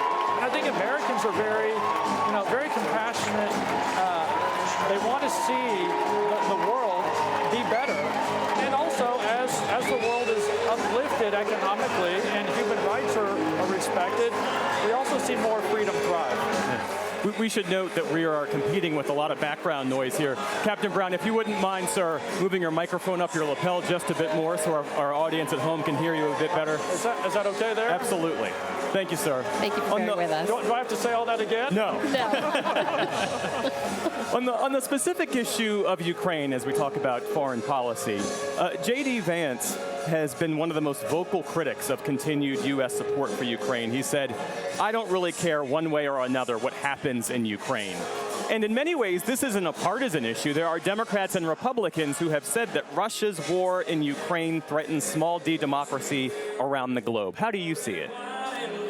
Look, I think that this is one of those issues that is unfortunately just boiled down to, a headline, right? But I think it's important that we continue to lead, that frankly, we're able to blunt Putin's ability to continue to be an aggressor.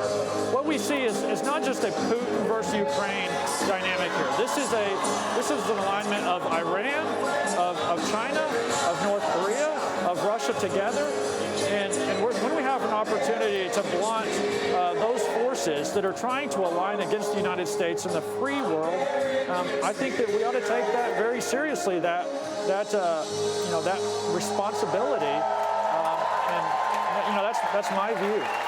Should we take that to mean that you would like to see the U.S. continue to support Ukraine in their defense against Russia?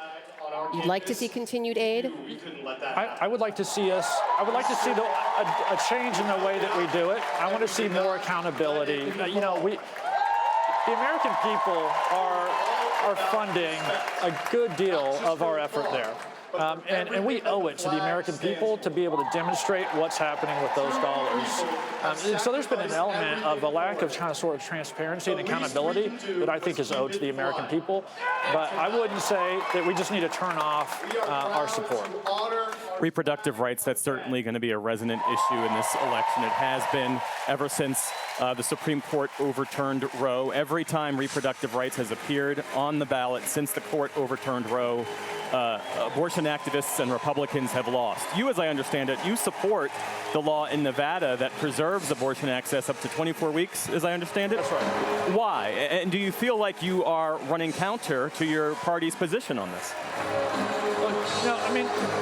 A hallmark of the Republican Party and conservatism is, respecting the 10th Amendment and allowing, states to be able to create laws that, reflect their constituency. And so I've been really consistent in saying this ought to be an issue that voters in states are able to address in alignment with, the voice and sort of the decision of those voters. And so that's where I'm at. And I think that's where a lot of other Republicans are going now, too. Before we let you go, I'd love to get your take on your race and how you think this ticket helps or hurts you. This clearly seems to be, with the addition of J.D. Vance, really a doubling down on appealing to voters in Michigan and Wisconsin and Pennsylvania. In Nevada, does this ticket help you, and how? Who does it help you reach? I think what this ticket does is, and across the country, is J.D. Vance's story. He comes from such humble beginnings. He had undoubtedly a very tough childhood. There's a lot of people out there who, again, I'm going to go back to the two things that Mr. Lopez said that he's looking for in leadership: someone with compassion and someone who can deliver hope.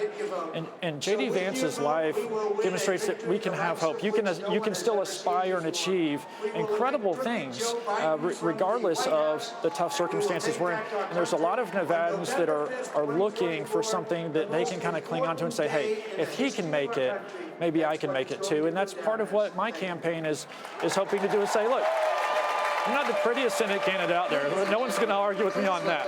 I come from humble beginnings as well. But I'm a father, I'm a small business guy, I'm a husband, I'm a veteran, and why can't I, why shouldn't I also have an opportunity to be a voice and a leader for our state, and not just me, but other people out there as well. The Biden campaign says it has multiple paths to victory, to 270 electoral votes. One of those paths is through the Sun Belt. Do they have it right? I mean, how would you characterize the Republican standing in Nevada right now? I think we're seeing a shift. And part of it is that we're a transient state. A lot of people kind of move in and out. 80% of Nevadans now weren't born and raised there. And so the state is constantly evolving. Right now we have almost identical registration between Republicans and Democrats, a lot of people in the middle as independents. And they weren't necessarily there when Jackie Rosen was elected 6 years ago. And so what I see is people who, we have ticket splitter voters, you know. Last election we had Governor Lombardo as a Republican, you know, was elected, and Cortez Masto as a Democrat was elected in the Senate. And so people are just looking for someone who they can trust, who they can relate to, and who will lead with their best interest in mind. Captain Sam Brown, U.S. Senate candidate in Nevada. Thank you so much for your service. Thank you so much for being with us here tonight. We appreciate your time. My honor. Thank you. Thank you. Let's go back to Lisa Desjardins, who's on the floor again with another delegate. Hey, Lisa. Hi, guys. I'm with Candy Arndt. She is involved in several military causes here, including the War Memorial here in Milwaukee. What was that moment like, this powerful moment? We heard from the Gold Star families reading the names, and then we had, of course, the UNC frat boys who had protected the U.S. flag walk right by us. What was that moment like for you? You know, it was so moving because we know how important our flag is and what our flag stands for. And I just, when I saw what they had done before, I was amazed. So we're lucky to live in America, in a free land. Donald Trump, obviously you're here to support him, but they were saying that they did not feel safe under President Joe Biden. Have you felt safe these 4 years? What do you think about President Biden in terms of as a national leader? I think it's time for a change. You know, what happened in Afghanistan is shameful, and we need to change it. Donald Trump was pro-military, and he beefed up our military, our Navy boats. So we had a lot more ships, and we need to get that back. We need our country to be safe, and he's the only one that can do it. I want to ask you, I don't know if you've been one of the delegates who's been chanting fight. You know, the former president chanted that after the assassination attempt. What does that mean to you? What, fighting for what? Fighting who? Fighting how? What does that mean? Fighting to keep our country safe. We want to make sure that none of these wars come on our shores. I mean, it's sad that they happen other places, but we don't want anything on our shores. Do you want less American involvement overseas? No, I don't think so. I think we just have to, I think we should have been in Ukraine ahead of time. And we weren't. And then last question. There's a lot of discussion among Democrats now about President Joe Biden, if he should be their nominee. Do you have a sense as a Republican if you would rather Biden be the nominee or Harris? And there's many reasons you might think one way or the other. How do you see that? I think I'd like to have Joe Biden stay in. And why? Because I think he's shown to America he can't do the job. And you want Trump to win handily, I guess. Handily, and I think he can do that if Joe Biden stays in. I also have to give you credit. She has played a part in the next speaker, who is 99-year-old World War II veteran. 98, he'll be 99 in December. Yes, he was at Normandy on Omaha Beach. It was the second wave on D-Day, and then he was Battle of the Bulge. Thank you, Candy. I'll make sure you can listen. Thank you so much. Back to you, Amna and Jeff. Lisa Desjardins, thanks so much. Lisa, picking up on this question that we've discussed, or Amy rather, I'm sorry. By any name. We're on the second to last night. You just saw the point in your direction and say go. Hey, lady, I looked in your face and called you by a different name. My deep apologies. As someone who's often called Greg and all sorts of things, I apologize. There's this question of whether or not President Biden should stay in the race. There was an AP NORC poll out today that 65% of Democratic voters think that he should withdraw. How does the Biden campaign confront that? How do they come back from that? Come back, you mean, and say, we're still going to keep going forward? Right, because his argument had been that the party elites want me out. This is all the commentariat and the party elites. And this is saying that the vast majority of Democratic voters agree. Again, you don't have to look at a poll from today. Go back in 2023. Democratic voters were asked, would you like to stick with Biden or would you like a different choice? Now, it wasn't as significant as this, but it was a significant portion of the Democratic electorate that said, we want to see somebody else. They didn't really get somebody else. There were, why so soon we forget Dean Phillips. Thank you. I could see him, but I couldn't remember his last name. But in terms of the high level people. We did not get to see those in the race. And so this is sort of a culmination of that moment. And you can't ignore, this is the whole idea about you can't kind of put back in the box what you've let out, which was the debate performance. It's just, there's no way to get beyond that if people worry that that's going to happen again. We just heard a chant on the floor there, bring them home. At the podium right now are Orna and Ronan Nutra. Their son Omer was kidnapped last October when Hamas attacked Israel. We had a chance to speak with the Nutra family just last month, and here they are speaking now about their son still held hostage in Gaza. Is our firstborn. He was born in New York City 1 month after 9/11. 8 months pregnant, I walked across the Queensboro Bridge towards home that day. And here we are, 23 years later, and he's the victim of another vile terrorist attack. Let me tell you a little bit about my son. He's a connector. He's an extremely social person. He loves sports. In high school, he was captain of the soccer ball, volleyball, and basketball teams. He's a natural leader.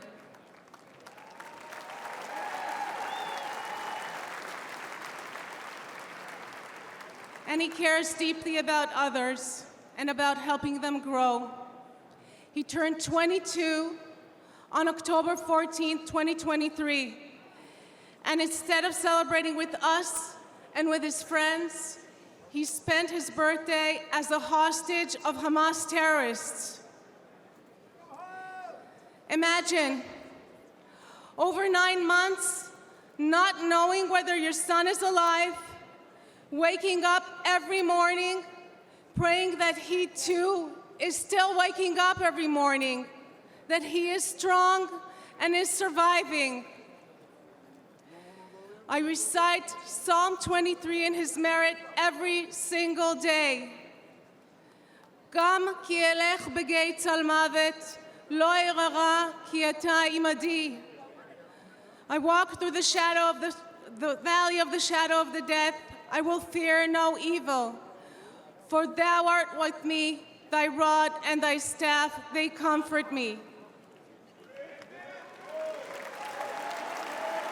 Bring them home.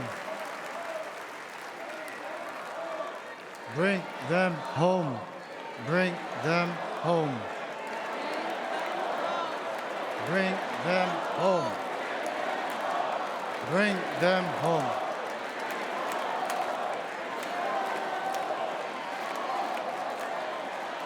During the brutal October 7 attack on Israel, over 1,200 people were slaughtered. Of them, 45 were American citizens. Where is the outrage? Where is it?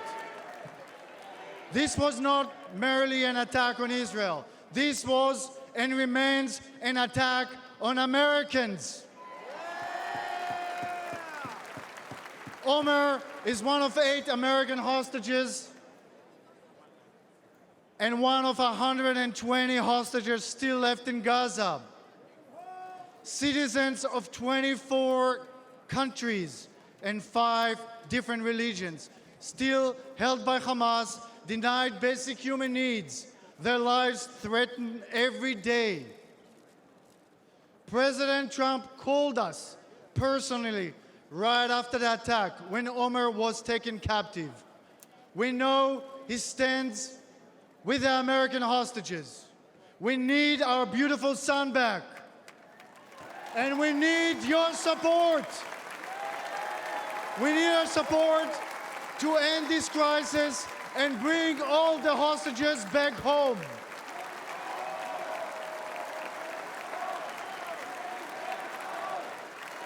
Them home.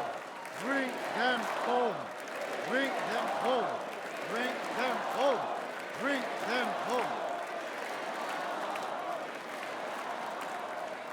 Omer, we love you.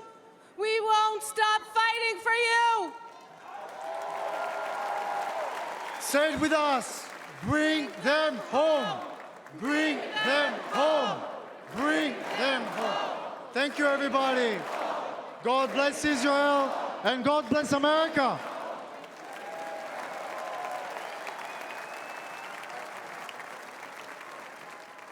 Ladies and gentlemen, former paratrooper, congressman, and New York State gubernatorial candidate, Lee Zeldin.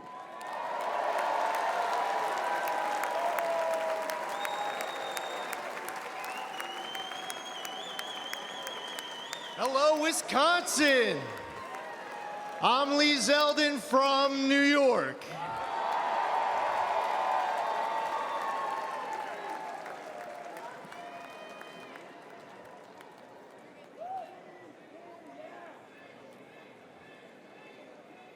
A nation led by President Trump is a nation stronger, safer, and more secure.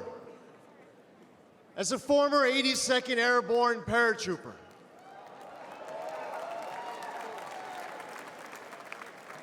I want a military focused on being the world's greatest fighting force, not its biggest social experiment.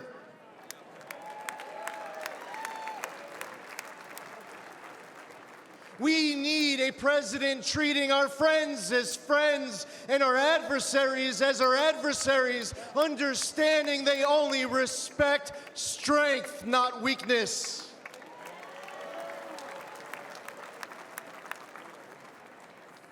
I was on the House Foreign Affairs Committee under 3 presidents, but only one ended wars without starting new ones. President Donald Trump.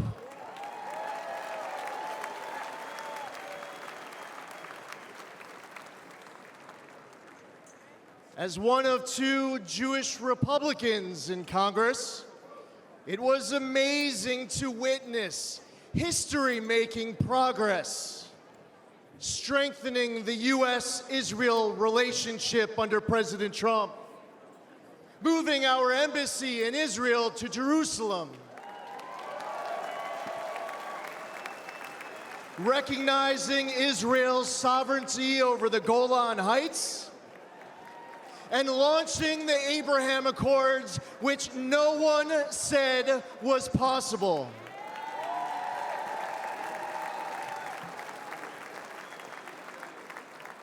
Soleimani and the ISIS Caliphate were eliminated. President Trump withdrew from the Iran deal, stopped those insane ransom payments, and crippled Iran with maximum pressure.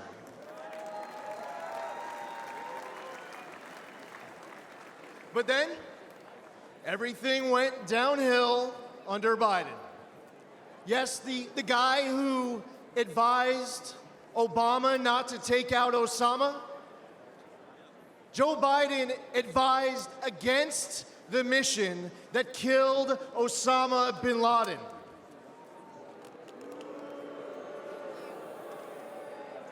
As an American, and especially as a New Yorker, that's unforgivable. Even in his prime, he had bad judgment. And it's only gotten worse with age.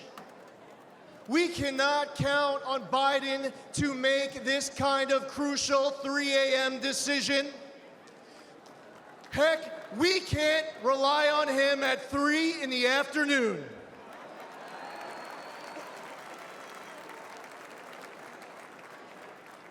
He has refilled Iran's coffers. Since October 7th, Biden has pandered to anti-Semites who cheer Hamas's attack. All while Americans are still being held hostage in Gaza. Biden turned 13 Blue Star families into Gold Star families with his fatal withdrawal from Afghanistan, and then he lied about it during last month's debate, claiming that no service members had died under his watch.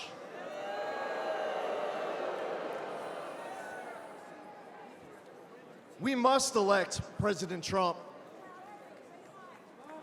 Whether building an Iron Dome defense shield at home, countering China and other bad actors abroad, or securing our borders, he will make America strong and respected again.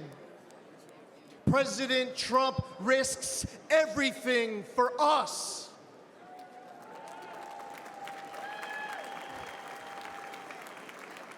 We need him back in the White House now more than ever before.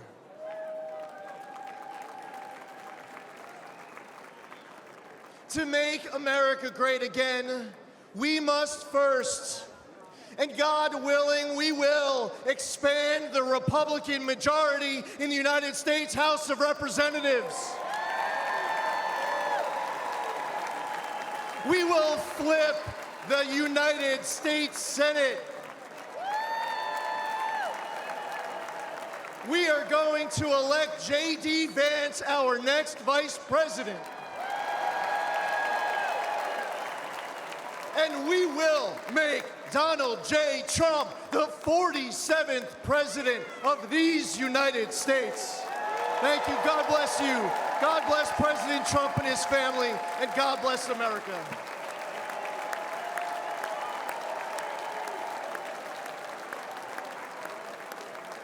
We are gathered here on freedom's altar, on these shores, on these bluffs, on this day 75 years ago.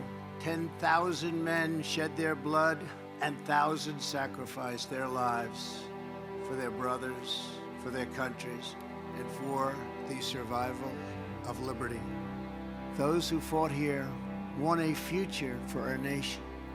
They won the survival of our civilization. These men ran through the fires of hell, moved by a force no weapon could destroy. The fierce patriotism of a free, proud, and sovereign people. And they showed us the way to love, cherish, and defend our way of life for many centuries to come. And our children and their children will forever and always be free.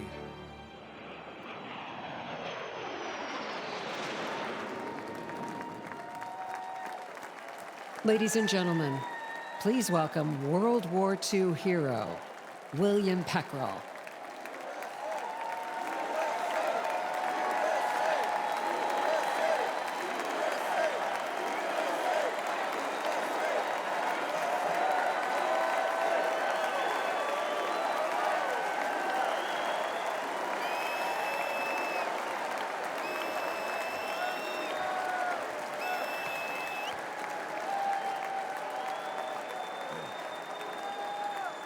Thank you very much.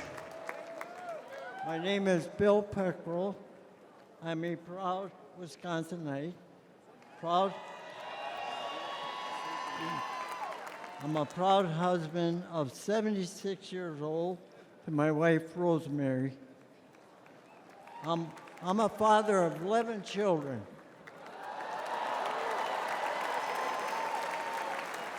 6 girls, 5 boys. Our family across 5 generations and a proud World War II veteran.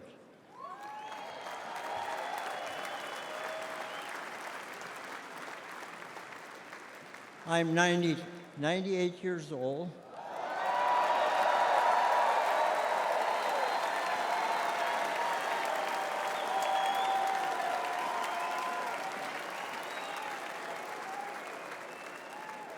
Some call us the greatest generation.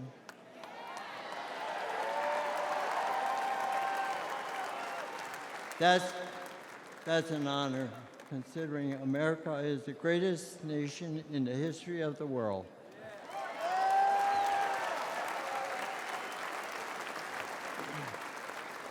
I will never forget and witness the horror of the Nazis' war camps. In the Battle of the Bulge, my friends and I fought to stop the Nazis' last major push in the Western Front.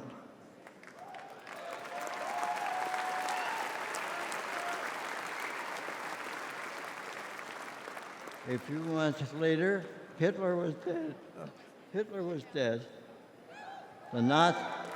The Nazis were defeated.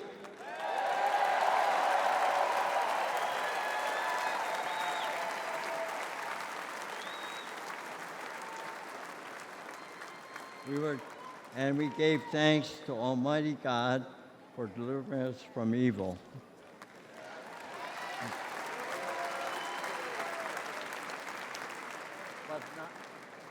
But not many of us came home. I still miss a lot of my friends on that beach. And there were many of us left. There aren't many of us left today. But for us, those of us who are here, that America is still worth fighting for.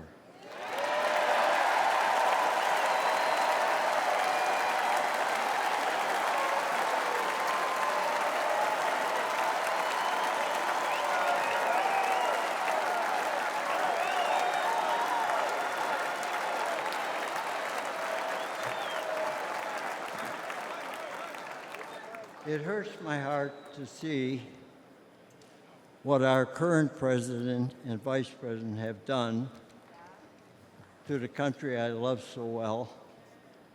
They humiliated us in Afghanistan. We pushed around in China. Terrorists run wild in the Middle East. And they let our own southern border get overrun.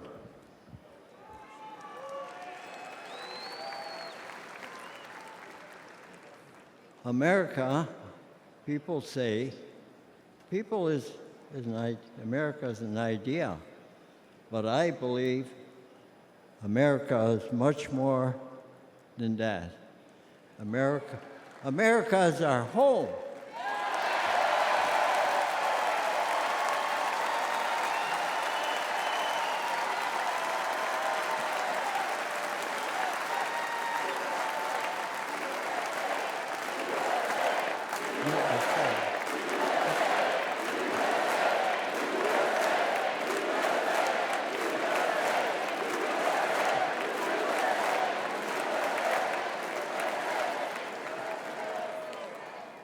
You know, when I was fighting in Europe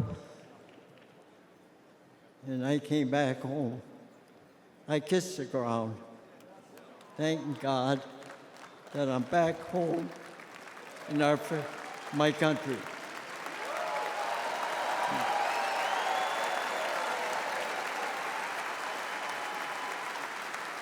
And where I come from, when somebody comes for me or my home, you dig in your boots in the ground and never look back.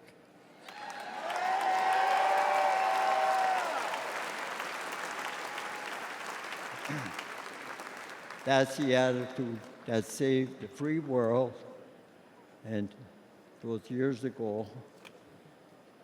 And President Trump, back in Commander-in-Chief, I would go back to re-enlist today.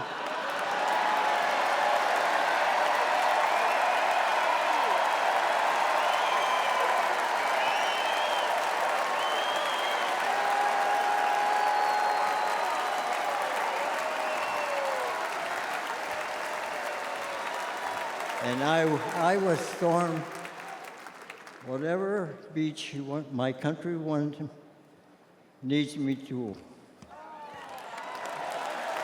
fight again. God bless you. God bless our home and the United States of America.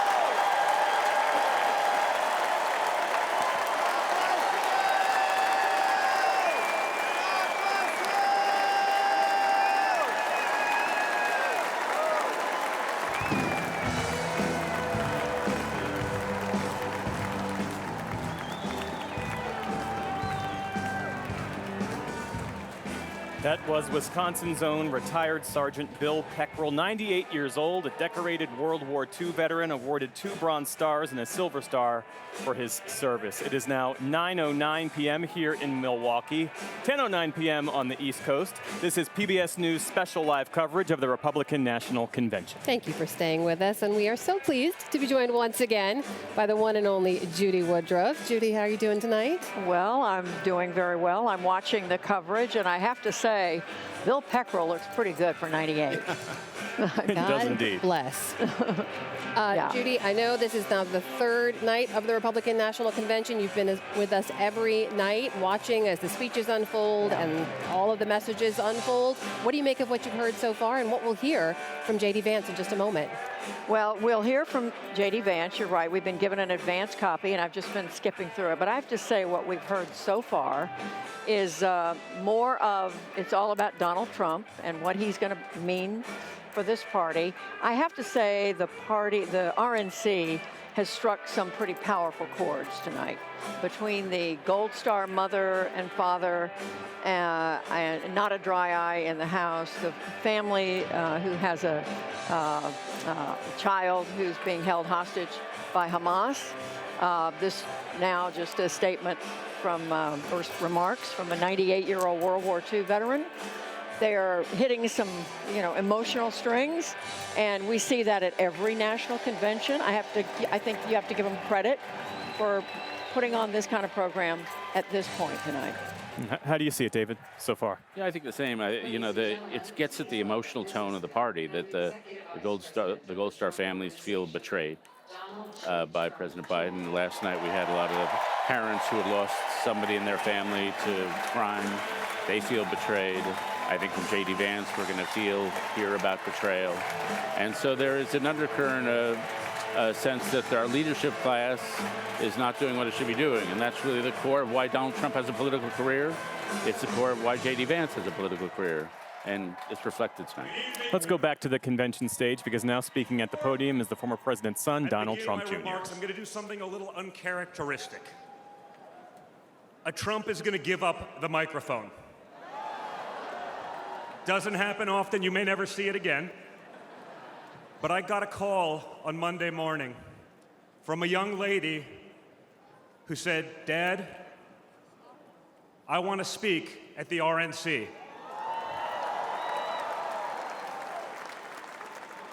I want to speak at the RNC because I want America to know what my grandpa is actually like.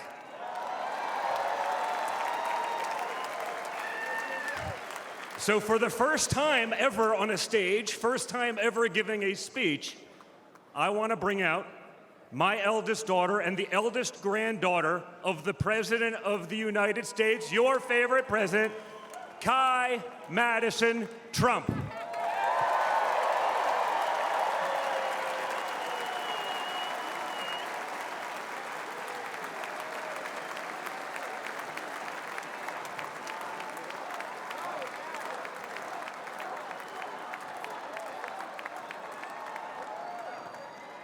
Hi, everyone. My name is Kai Madison Trump. I am the granddaughter of Donald Trump.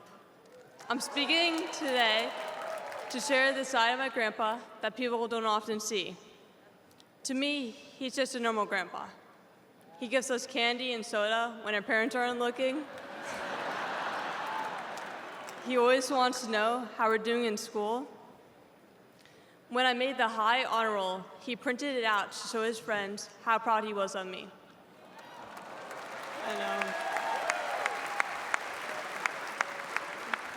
He calls me during the middle of the school day to ask how my golf game is going and tells me all about his.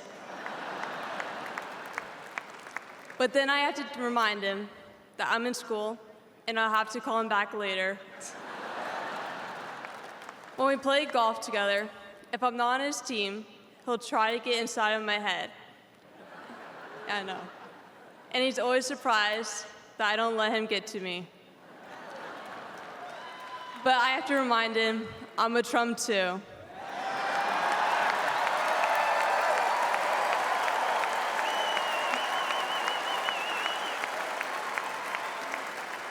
even when he's going through all these court cases, he always asks me how I'm doing. He always encourages me to push myself to be the most successful person I can be. Obviously, he sets the bar pretty high, but who knows, maybe one day I'll catch him.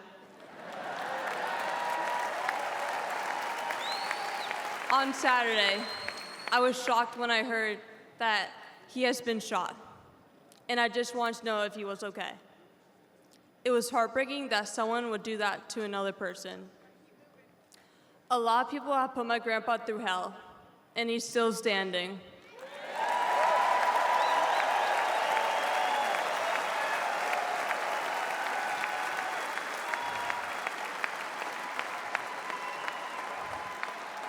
Grandpa, you are such an inspiration, and I love you.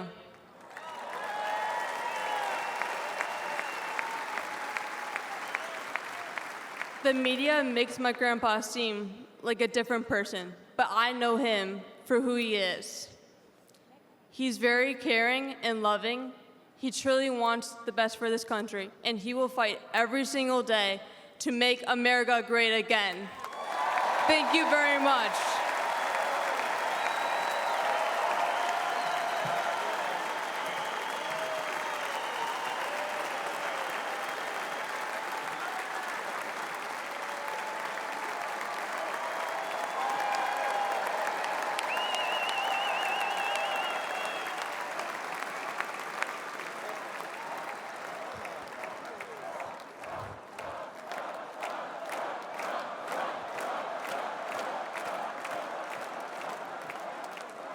A lot of proud moments this week for my family.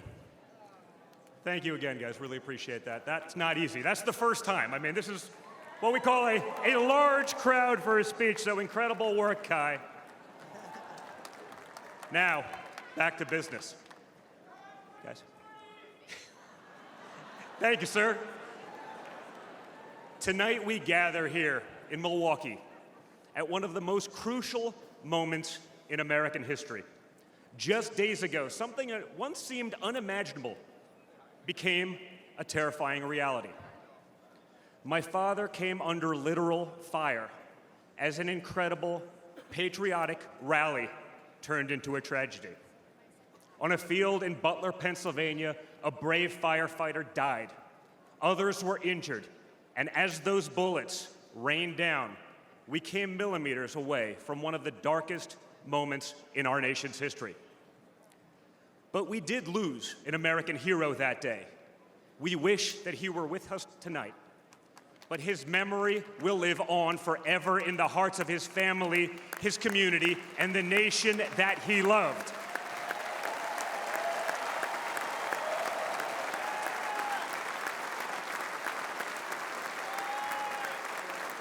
So I would like to take just a moment tonight to express our gratitude for the life and service of American hero Corey Comparator.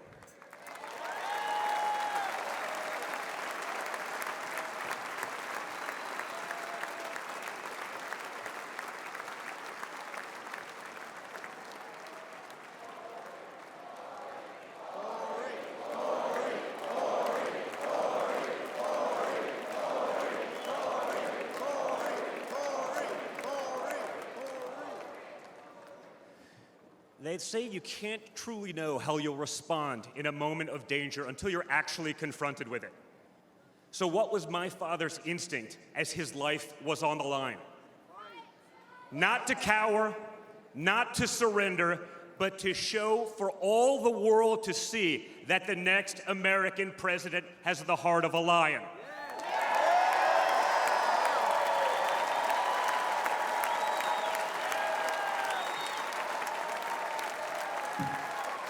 That the next American president has the courage to put the American people first once again. And in that moment, my father didn't just show his character, he showed America's character. When he stood up with blood on his face and the flag at his back, the world saw a spirit that could never be broken.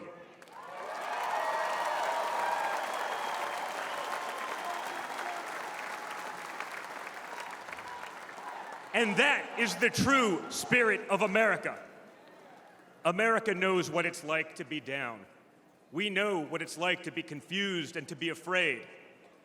Long before the attempt on my father's life, every American I met was filled with fear and anxiety. They were afraid our country was being torn apart. They were anxious about the massive and chaotic invasion of illegal aliens across our border. They were deeply concerned about partisan lawfare, education indoctrination, and attacks on freedom of speech.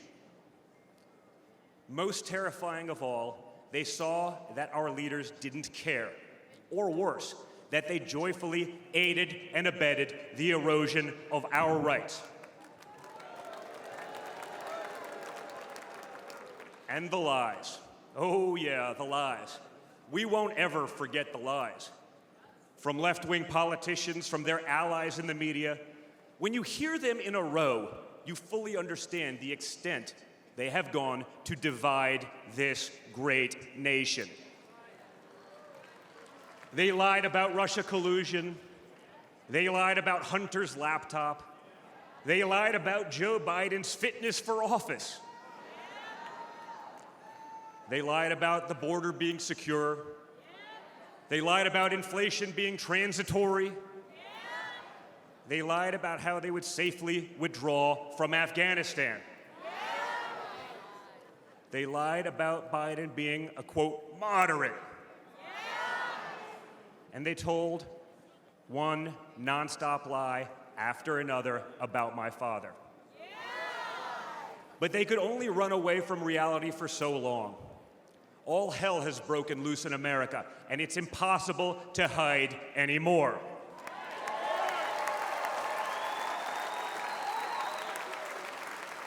Remember Build Back Better?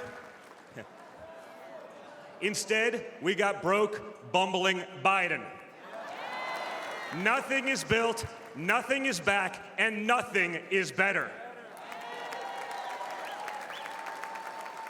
Bridges are collapsing, our credibility is crumbling, and our money is worth less and less every single day. It was just one giant bait and switch, and normal Americans are the ones left holding the bag. Housing costs, gasoline prices, grocery bills just keep going up. Wave after wave of illegal aliens, deadly drugs keep pouring across our border. Meanwhile, pro-crime district attorneys have turned our cities into giant crime zones. They've turned criminals into victims, prosecutors into criminal defense attorneys, and police into public enemies. Left-wing activists are pretending to be educators, teaching our kids that there are 57 genders, but they can't even define what a woman is. On one hand, they think free speech protects their right to expose your children to explicit drag shows. On the other hand, they want to put you in jail for making a meme. It's like the entire world has been turned upside down. Does any of this sound like a country that's going in the right direction? And honestly, who is actually running the country anyway? It's obviously not Joe Biden. So who are they asking us to elect? Seriously, who's running things? Does anyone really know? Is it Jill? Is it Hunter? Barack Obama? Maybe it's the ghost of Corn Pop.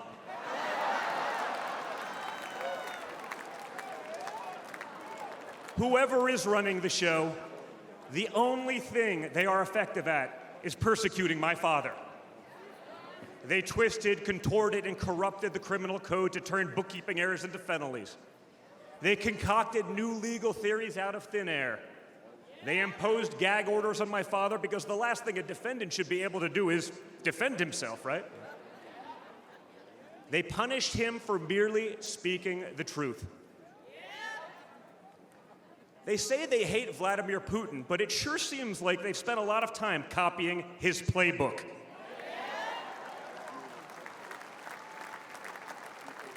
In this country, we don't criminalize political differences. We debate them. We vote on them. But we don't make you choose between picking a party or picking a jail cell.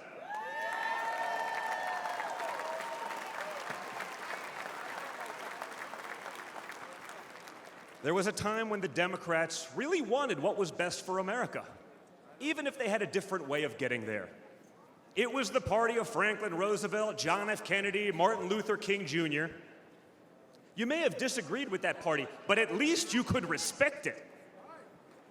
But this new extreme Democrat Party, they want us to somehow believe that the only way forward is going backwards, where hiring decisions are based solely on race, where justice is only for those with the right opinions, where streets are a luxury only for the elite, where economic opportunity exists only when you know the right people. Right now, the America we all grew up with, the America that we love, feels like an old photograph where you sit down with your children and tell them what life used to be like. You look back at that America and remember a country that was confident and proud, an America that knew who it was and what it stood for. And it could all feel like a distant memory. Somewhere along the way we stumbled. Somewhere along the way we lost ourselves. But we can't live on nostalgia. Yes, America was great, but our greatest days are yet to come.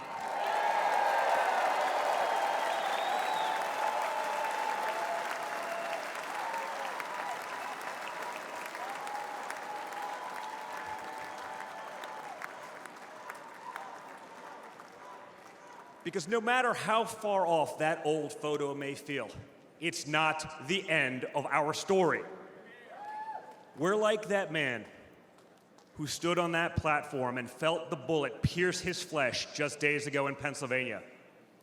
He may have moved to the ground, but he stood back up.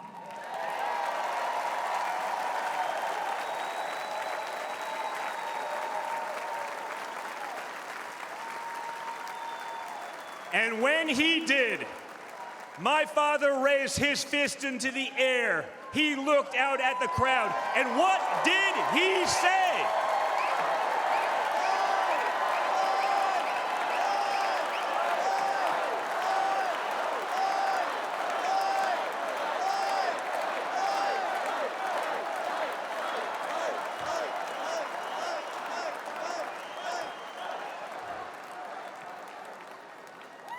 And we will fight. We will fight. We will fight with our voices. We will fight with our ideas. And on November 5th, we will fight with our vote.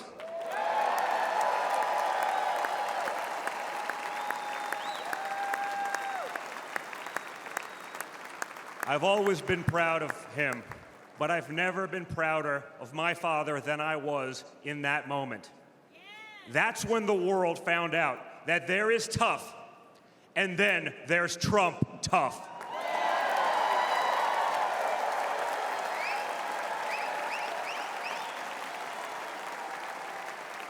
And the good news is, America is Trump tough.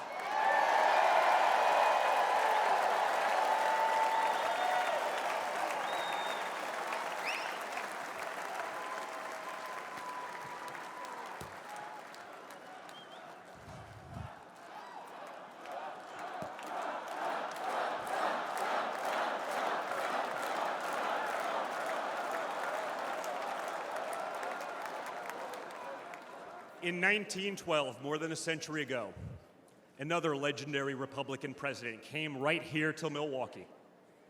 At a political rally less than 1 mile from where we stand tonight, Teddy Roosevelt was struck by a would-be assassin's bullet. But he didn't quit either. he finished his speech and he kept fighting.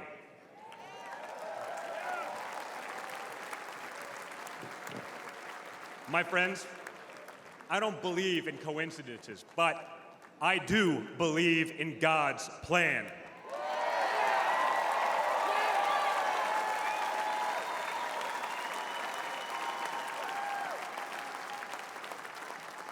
Today, Teddy Roosevelt's man in the arena has a name, and it's Donald J. Trump.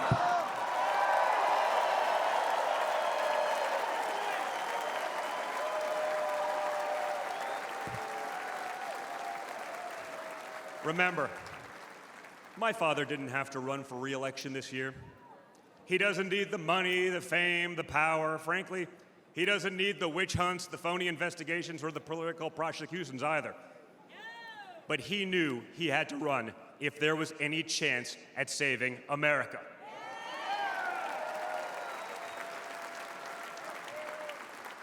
He's not doing it for himself. He's doing it for everyone here tonight, for everyone watching at home.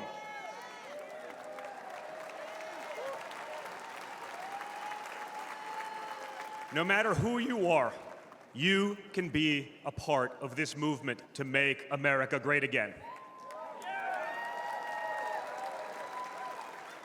Look at me and my friend J.D. Vance, a kid from Appalachia and a kid from Trump Tower in Manhattan. We grew up worlds apart, yet now we're both fighting side by side to save the country we love. And by the way, J.D. Vance is going to make one hell of a vice president.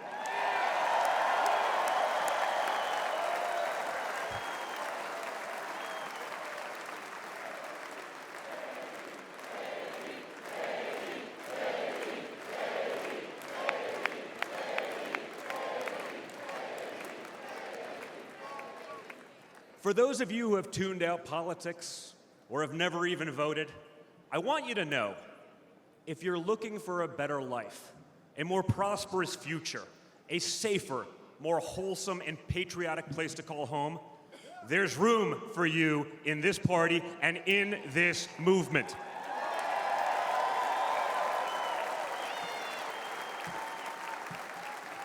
In fact, you're the ones who matter most of all. My father has always said that the people he gets along with best are the people who really work for a living.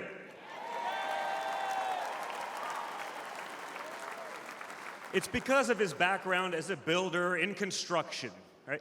In construction, it doesn't matter how smart your architect is if you don't have the best guys laying the bricks. People with grit, people who get their hands dirty. That's a big problem with Washington, D.C. Most of the bureaucrats who rule over us have never built anything in their lives. It's time to build something real, something tangible, something that will last and leave this country better off for our children. That's my father's mission.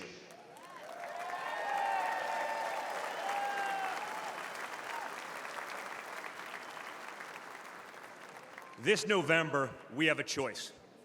It's a choice between one team that wants to build this country up and another that wants to tear this country down. It's a choice between people who are proud of America and people who are ashamed of America. And ultimately, it's a choice between America last and America first.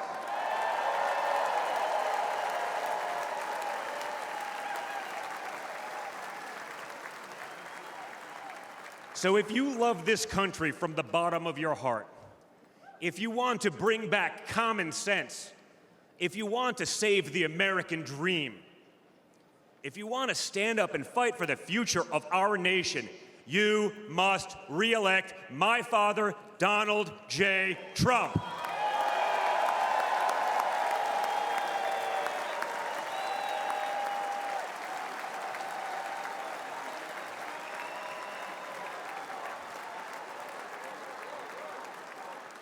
Together, we will make America great once again. Thank you. Thank you, Wisconsin.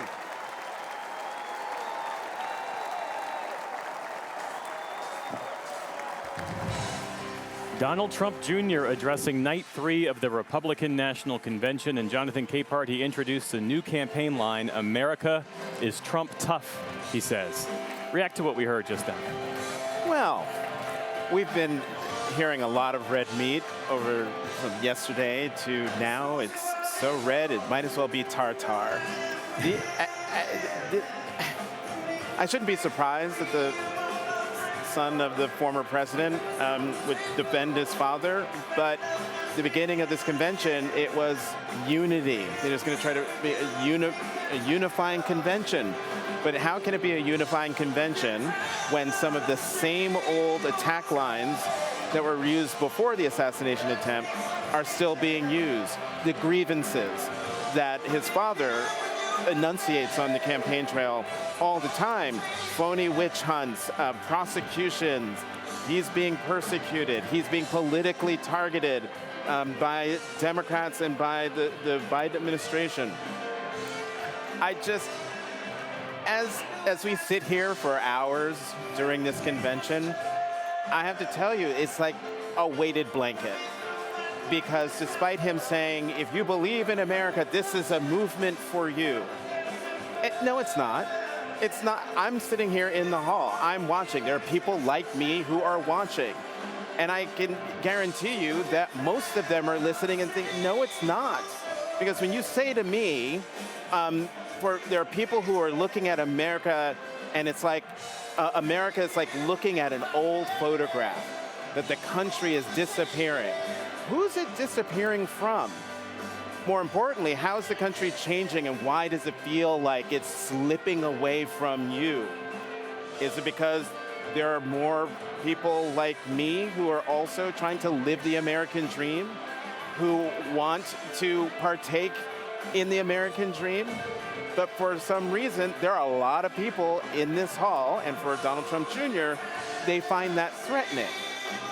And so, you know, I never believed that this was going to be this talk of unity, that he's changed. I never believed it for 1 minute. I think as an American, I'm disappointed that I wasn't wrong. David Brooks? First, bringing out Kai was interesting. They're clearly trying to make Donald Trump seem like the kindly grandfather, humanize him in a way that I think more than they've done in the past. Second, I think unity is just the wrong metric. 18% of Americans or something like that think the country's on the right track. You shouldn't preach unity at a time like this. People are angry. They want change. That's Donald Trump's whole message. And so they should preach difference. We're different. And we need to make some fundamental changes. That's what the opposition party is supposed to do. And so I don't mind that they're talking about fighting. Hillary Clinton, when she was running for president, she talked about fighting all the time. Finally, the nostalgia point is a good point. We are drenched in nostalgia in this country. And I think Joe Biden is nostalgic for that period in the 50s and 60s as much as Donald Trump Jr. there. The problem is, I don't walk away from this convention so far able to name a single domestic policy or even a foreign policy that this president wants to enact. So that's all just a void to me. Amy, does the Republican base care about policy, or do they care more about vibes, to use that word? No, I think obviously policy is important, and it's embedded in also trying to tease out what's policy and what's ideology is always challenging. So they are often in the same breath. But this was clearly much more of a dystopian Trump vision, the Trump Jr., than it was an optimistic one, like we heard from Lara Trump. And so I found that interesting. You know, part of the event tonight is focused on introducing J.D. Vance to the delegates in the room, to people out in the rest of the country. This is the narrative they're building around J.D. Vance. Let's take a listen. Shared his heartbreaking story in a best-selling book. Only in America is this story possible. But today, for many families, The American dream is now gone. And this is the team tough enough to bring it back. J.D. Vance understands that working families have become the forgotten families. Under Biden, wages are going down while prices skyrocket, forcing the majority of Americans to live paycheck to paycheck.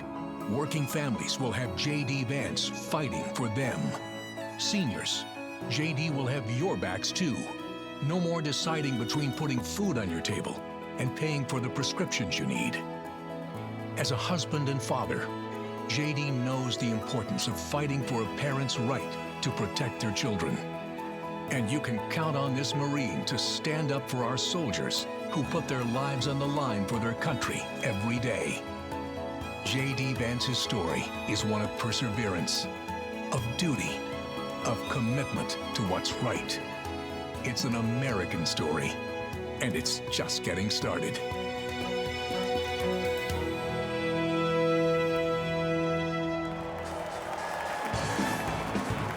Ladies and gentlemen, please welcome Usha Vance.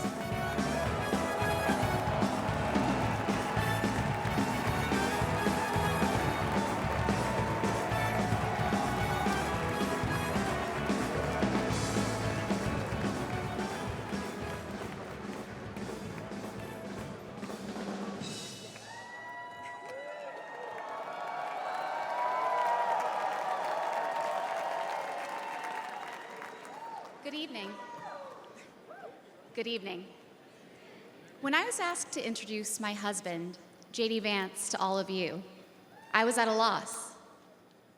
What could I say that hasn't already been said before? After all, the man was already the subject of a Ron Howard movie. J.D. has shared much of his life through his own eloquent words.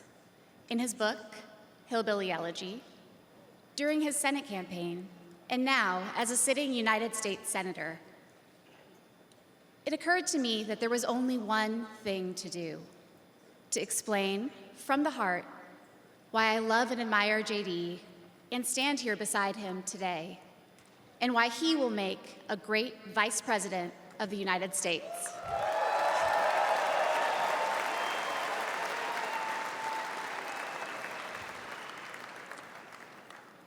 I met J.D. in law school when he was fresh out of Ohio State, which he attended with the support of the GI Bill. We were friends first because, who wouldn't want to be friends with J.D.? He was then, as now, the most interesting person I knew. A working class guy who had overcome childhood traumas that I could barely fathom to end up at Yale Law School. A tough Marine who had served in Iraq, but whose idea of a good time was playing with puppies and watching the movie Babe. The most determined person I knew with one overriding ambition: to become a husband and a father, and to build the kind of tight-knit family that he had longed for as a child. My background is very different from JD's. I grew up in San Diego, in a middle-class community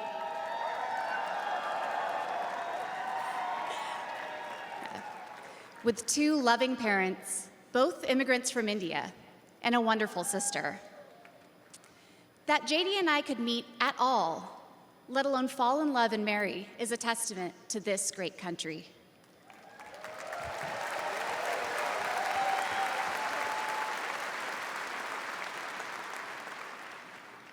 It is also a testament to JD, and it tells you something about who he is.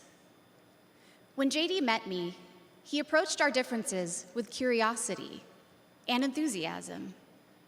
He wanted to know everything about me, where I came from, what my life had been like. Although he's a meat and potatoes kind of guy, he adapted to my vegetarian diet and learned to cook food from my mother, Indian food. Before I knew it, he had become an integral part of my family, a person I could not imagine living without. The JD I knew then is the same JD you see today, except for that beard. And And his goals in this new role are the same that he has pursued for our family: to keep people safe, to create opportunities, to build a better life, and to solve problems with an open mind. It's safe to say that neither JD nor I expected to find ourselves in this position, but it's hard to imagine a more powerful example of the American dream. A boy from Middletown, Ohio.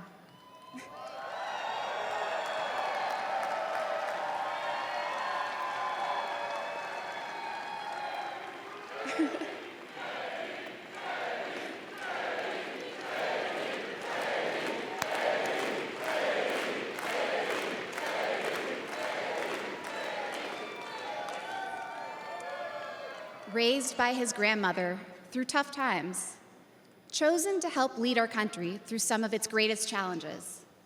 I am grateful to all of you for the trust you have placed in him and in our family. And with that, it is my great privilege to introduce my husband and the next Vice President of the United States, J.D. Vance.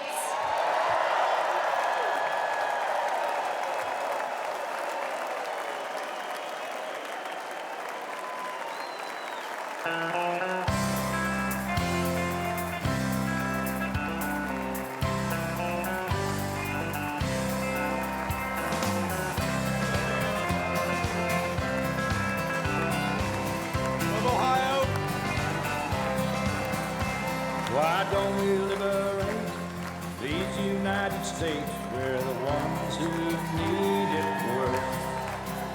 Let the rest of the world help us for change, and let's rebuild America first. Thank you. Our highways and bridges are falling apart. Who's blessed? Who has been cursed? There's things to be done all over the world, but let's rebuild America first. Thank you. Thank you. Please. Wow. Wow.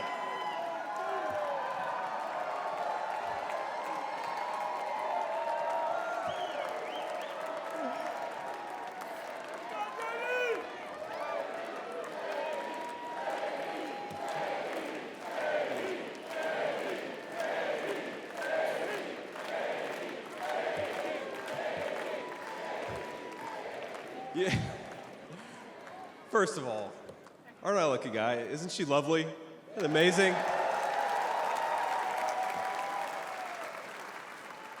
Greetings, Milwaukee, my fellow Americans and my fellow Republicans. My name is J.D. Vance from the great state of Ohio.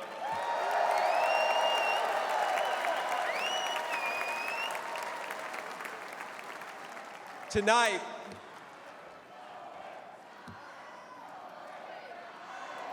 O-H-I-O, O-H-I-O. You guys, we're gonna chill with the Ohio love. We gotta win Michigan too here, so.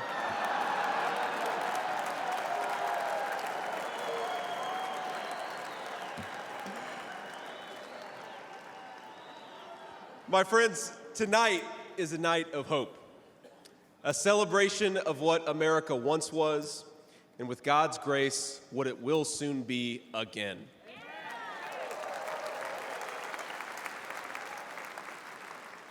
And it is a reminder of the sacred duty we have to preserve the American experiment, to choose a new path for our children and grandchildren. But as we meet tonight, we cannot forget that this evening could have been so much different.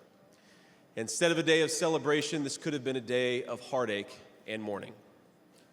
For the last 8 years, President Trump has given everything he has to fight for the people of our country.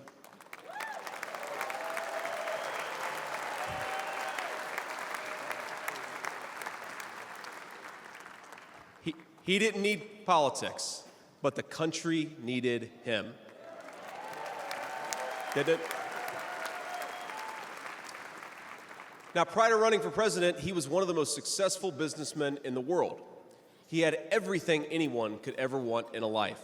And yet, instead of choosing the easy path, he chose to endure abuse, slander, and persecution. And he did it because he loves this country.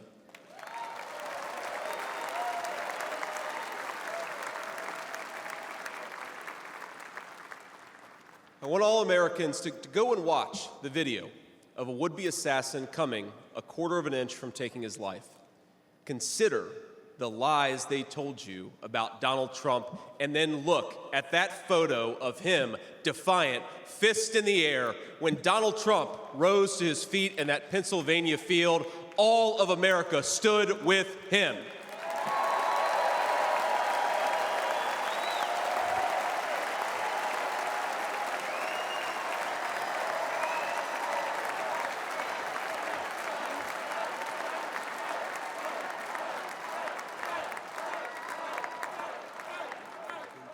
And what did he call us to do for our country? To fight for America. Even in his most perilous moment, we were on his mind. His instinct was for us, for our country, to call us to something higher, to something greater, to once again be citizens who ask what our country needs of us. Now consider what they said. They said he was a tyrant. They said he must be stopped at all costs. But how did he respond? He called for national unity, for national calm, literally right after an assassin nearly took his life.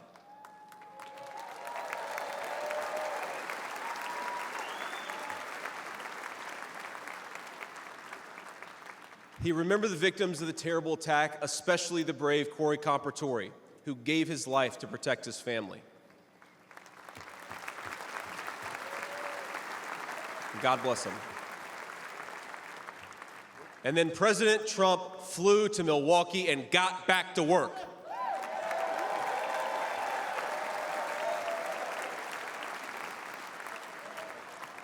Now that's the man I've gotten to know personally over the last few years. He is tough, and he is, but he cares about people. He can stand defiant against an assassin one moment and call for national healing the next. He is a beloved father and grandfather, and of course, a once-in-a-generation business leader. He's the man who is feared by America's adversaries, but 2 nights ago, and I'll share a moment, said goodnight to his 2 boys, told them he loved them, and made sure to give each of them a kiss on the cheek. And I will say, Don and Eric squirmed the same way my 4-year-old does when his daddy tries to give him a kiss on the cheek. Sorry, guys. He is all those things, but tonight we celebrate he is our once and future President of the United States of America.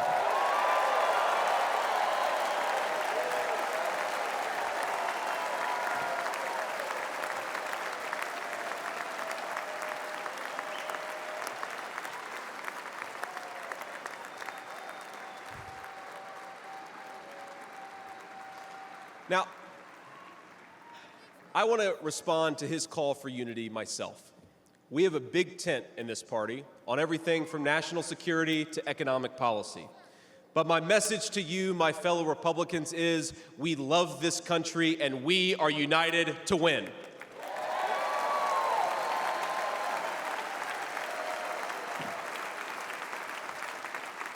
Right. Now, I think our disagreements actually make us stronger. That's what I've learned in my time in the United States Senate, where sometimes I persuade my colleagues and sometimes they persuade me. And my message to my fellow Americans, those watching from across the country, is shouldn't we be governed by a party that is unafraid to debate ideas and come to the best solution?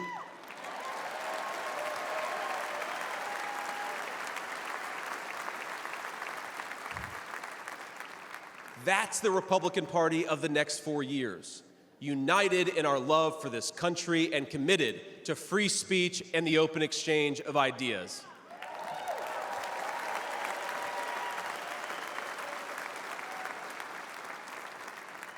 And so tonight, Mr. Chairman, I stand here humbled, and I'm overwhelmed with gratitude to say I officially accept your nomination to be Vice President of the United States of America.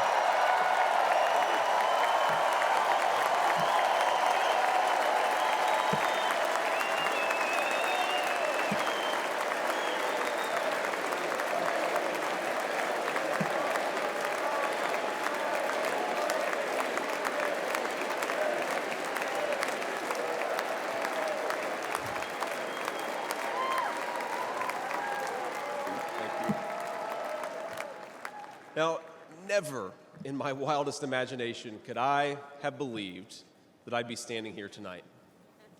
I grew up in Middletown, Ohio. A small town where people spoke their minds, built with their hands, and loved their God, their family, their community, and their country with their whole hearts. But it was also a place that had been cast aside and forgotten by America's ruling class in Washington. When I was in the 4th grade, a career politician by the name of Joe Biden supported NAFTA, a bad trade deal that sent countless good jobs to Mexico. When I was a sophomore in high school, that same career politician named Joe Biden gave China a sweetheart trade deal that destroyed even more good American middle-class manufacturing jobs. When I was a senior in high school, that same Joe Biden supported the disastrous invasion of Iraq, and at each step of the way, in small towns like mine in Ohio or next door in Pennsylvania or Michigan, in states all across our country, jobs were sent overseas and our children were sent to war. And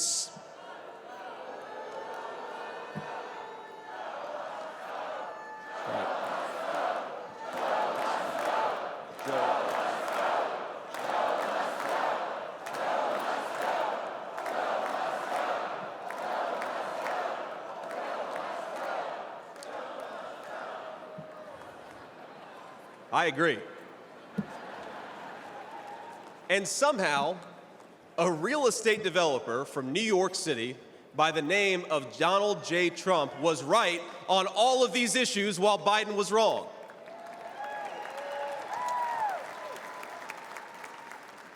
President Trump knew even then that we needed leaders who would put America first.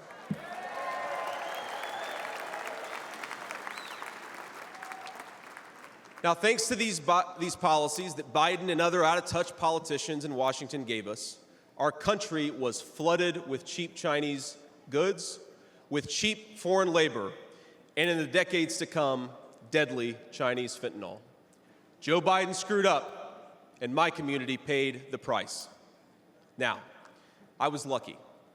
Despite the closing factories and the growing addiction in towns like mine, in my life, I had a guardian angel by my side.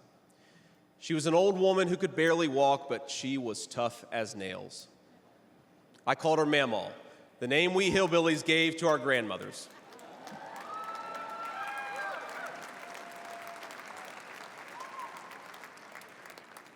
Mamaw raised me as my mother struggled with addiction. Mamaw was in so many ways a woman of contradiction. She loved the Lord, ladies and gentlemen. She was a woman of very deep Christian faith.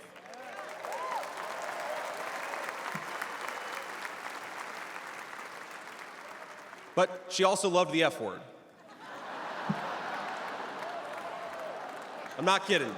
She could make a sailor blush.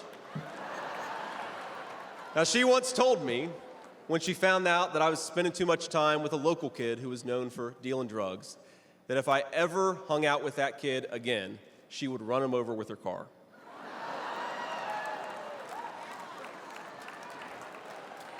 That's true. And she said, JD, no one will ever find out about it.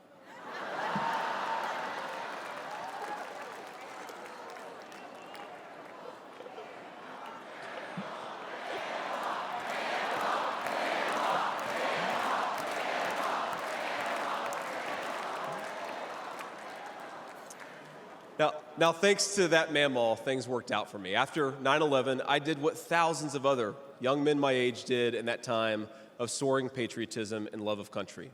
I enlisted in the United States Marines.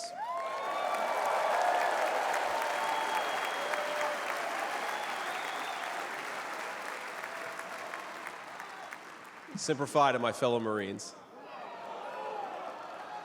Now, I left the Marines after 4 years and went to The Ohio State University.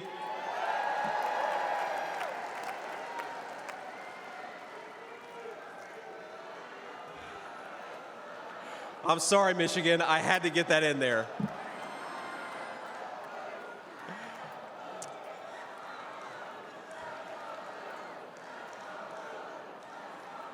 Come on, come on. We've had enough political violence. Let's. Now, after Ohio State, I went to Yale Law School, where I met my beautiful wife. And then I started businesses to create jobs in the kind of places that I grew up in. Now, my work taught me that there is still so much talent and grit in the American heartland. There really is. But for these places to thrive, my friends, we need a leader who fights for the people who built this country.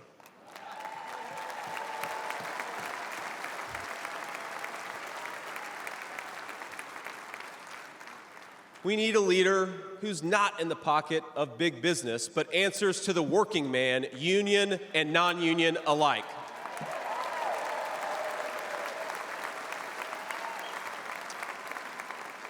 A leader who won't sell out to multinational corporations, but will stand up for American companies and American industry.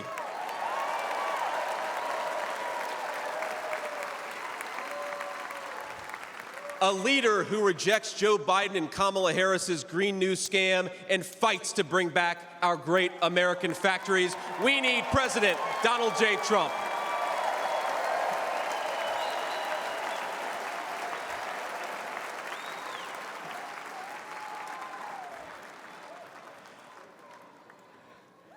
Some people tell me I've lived the American dream, and of course they're right, and I'm so grateful for it. But the American dream that always counted most was not starting a business or becoming a senator or even being here with you fine people, though it's pretty awesome. My most important American dream was becoming a good husband and a good dad, of being able to give.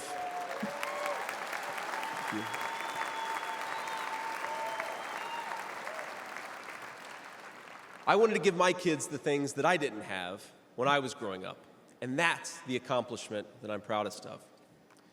That tonight, I'm joined by my beautiful wife, Usha, an incredible lawyer and a better mom, and our three beautiful kids, Ewan, who's 7, Vivek, who's 4, and Mirabelle, who's 2. Now, they're back at the hotel, and kids, if you're watching, Daddy loves you very much, but get your butts in bed. It's 10 o'clock. But my friends, things did not work out well for a lot of kids I grew up with. Every now and then, I will get a call from a relative back home who asks, "Did you know so-and-so?" And I'll remember a face from years ago, and then I'll hear, "They died of an overdose." As always, America's ruling class wrote the checks. Communities like mine paid the price. For decades, that divide between the few with their power and comfort in Washington and the rest of us only widened.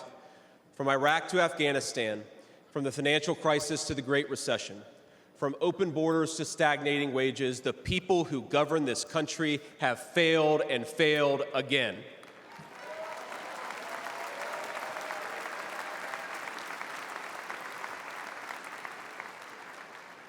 That is, of course, until a guy named Donald J. Trump came along.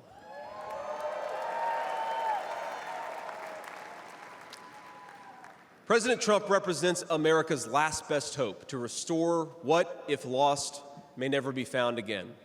A country where a working-class boy born far from the halls of power can stand on this stage as the next Vice President of the United States of America.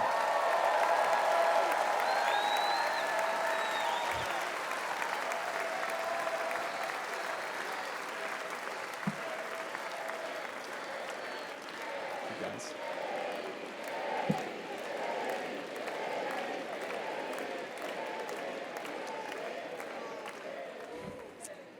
But my fellow Americans here in this stage and watching at home, this moment is not about me, it's about all of us, and it's about who we're fighting for. It's about the auto worker in Michigan wondering why out-of-touch politicians are destroying their jobs. It's about the factory worker in Wisconsin who makes things with their hands and is proud of American craftsmanship.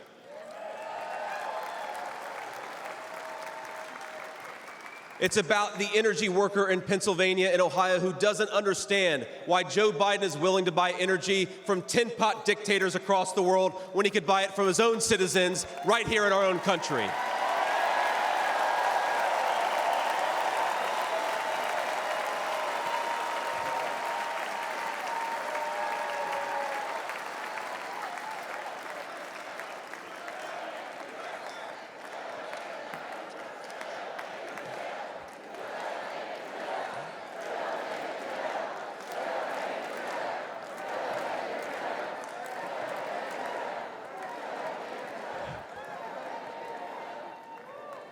You guys are a great crowd.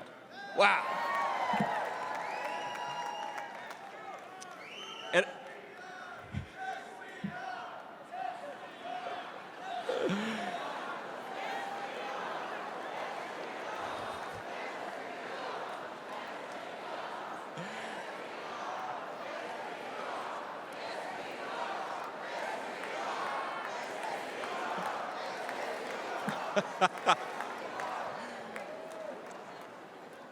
And it's about, our movement is about single moms like mine who struggled with money and addiction but never gave up. And I'm proud to say that tonight my mom is here, 10 years clean and sober. I love you, Mom.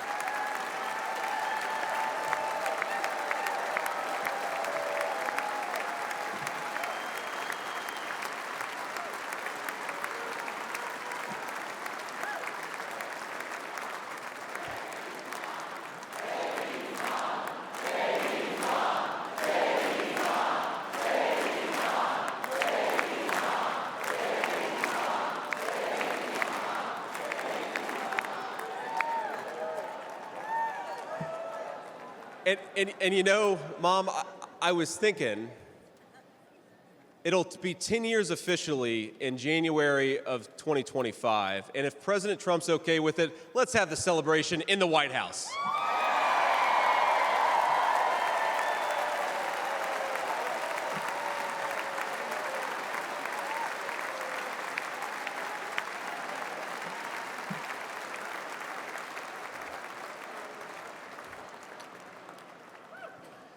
And our movement, ladies and gentlemen, it's about grandparents all across this country who are living on Social Security and raising grandchildren they didn't expect to raise. And while we're on the topic of grandparents, let me tell you another Mamaw story. Now, my Mamaw died shortly before I left for Iraq in 2005. And when we went through her things, we found 19 loaded handguns. They were...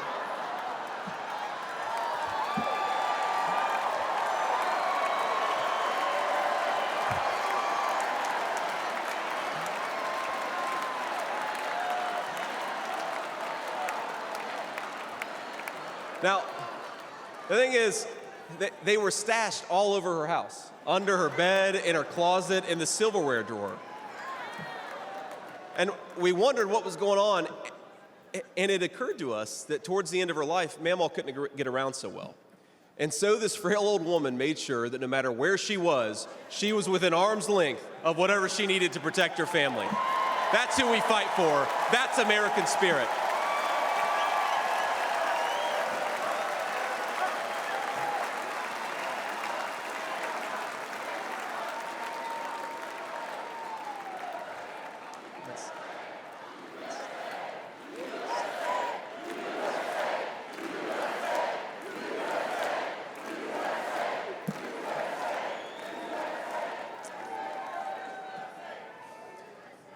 Now, Joe Biden has been a politician in Washington for longer than I've been alive, 39 years old. Kamala Harris is not much further behind. For half a century, he's been the champion of every major policy initiative to make America weaker and poorer. And in 4 short years, Donald Trump reversed decades of betrayals inflicted by Joe Biden and the rest of the corrupt Washington insiders.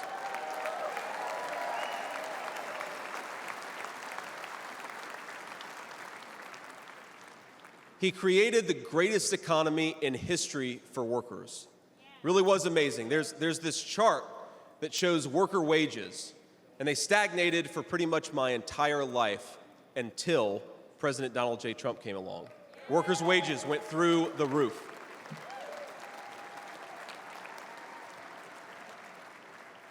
And just imagine what he's going to do when we give him 4 more years.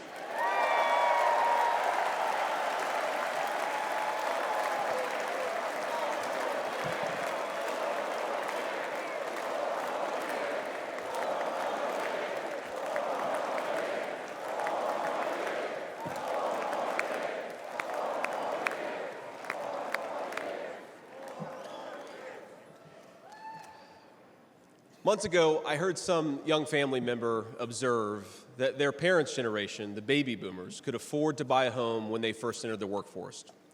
But I don't know, this person observed, if I'll ever be able to afford a home. The absurd cost of housing is the result of so many failures, and it reveals so much about what's broken in Washington. I can tell you exactly how it happened. Wall Street barons crashed the economy, and American builders went out of business.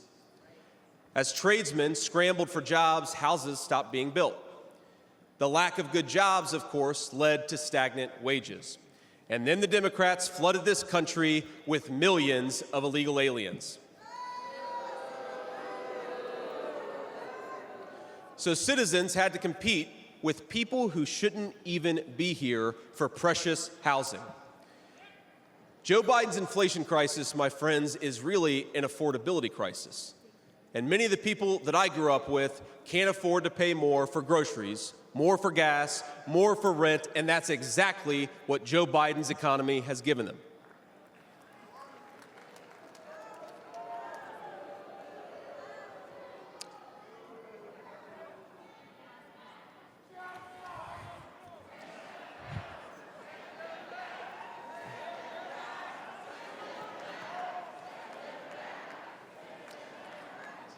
So prices soared, dreams were shattered, and China and the cartels sent fentanyl across the border, adding addiction to the heartache. But ladies and gentlemen, that is not the end of our story. We've heard about villains and their victims. I've talked a lot about that, but let me tell you about the future. President Trump's vision is so simple and yet so powerful. We're done, ladies and gentlemen, catering to Wall Street. We'll commit to the working man.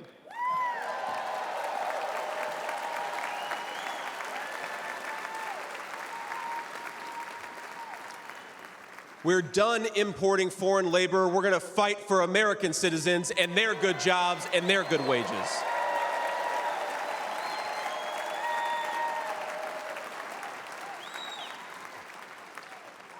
We're done buying energy from countries that hate us. We're going to get it right here from American workers in Pennsylvania and Ohio and across the country.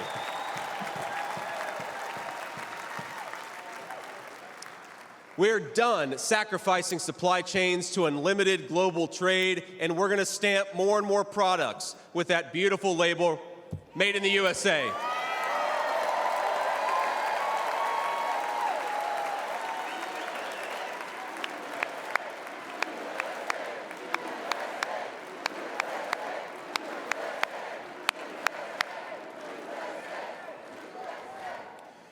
We're going to build factories again, put people to work making real products for American families made with the hands of American workers. Together, we will protect the wages of American workers and stop the Chinese Communist Party from building their middle class on the backs of American citizens.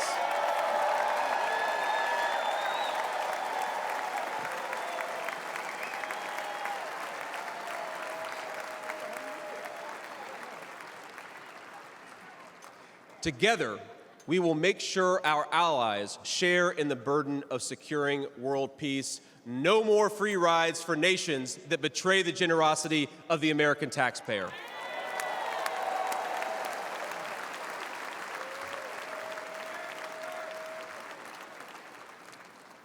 Together, we will send our kids to war only when we must.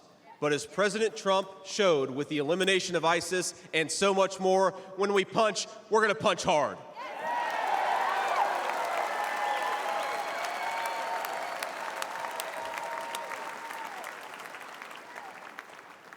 Together, we will put the citizens of America first, whatever the color of their skin. We will, in short, make America great again.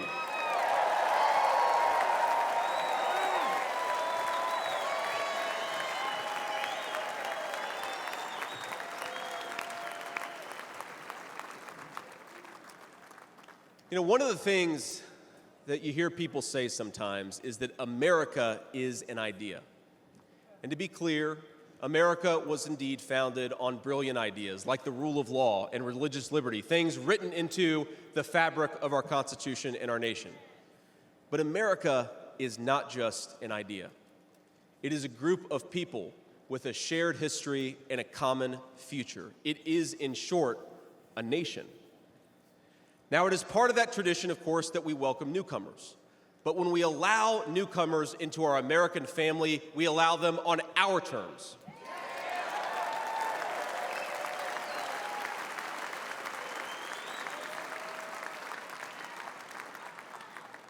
That's the way we preserve the continuity of this project from 250 years past to hopefully 250 years in the future.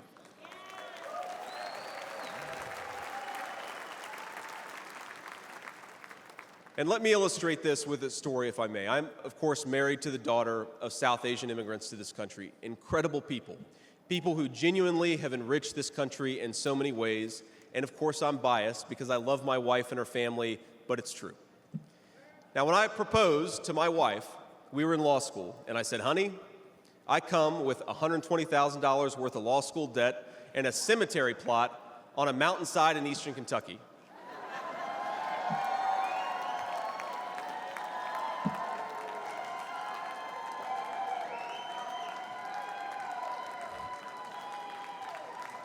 And I guess standing here tonight, it's just gotten weirder and weirder, honey. But that's what she was getting.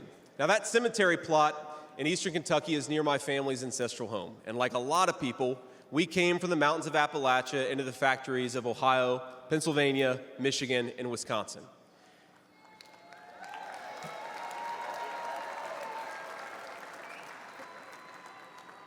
Now, that's Kentucky coal country, one of the 10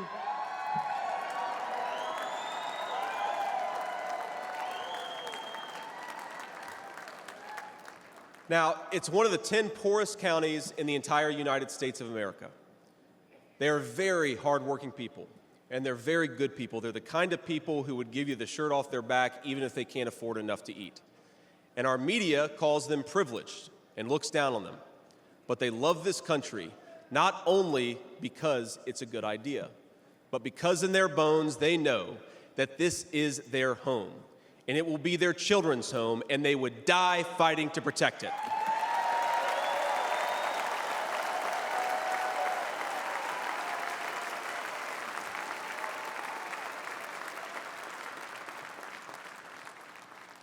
That is the source of America's greatness. As a United States Senator, I get to represent millions of people in the great state of Ohio with similar stories, and it is the great honor of my life. Now, in that cemetery, there are people who were born around the time of the Civil War. And if, as I hope, my wife and I are eventually laid to rest there, and our kids follow us, there will be 7 generations just in that small mountain cemetery plot in eastern Kentucky. 7 generations of people who have fought for this country, who have built this country, who have made things in this country, and who would fight and die to protect this country if they were asked to.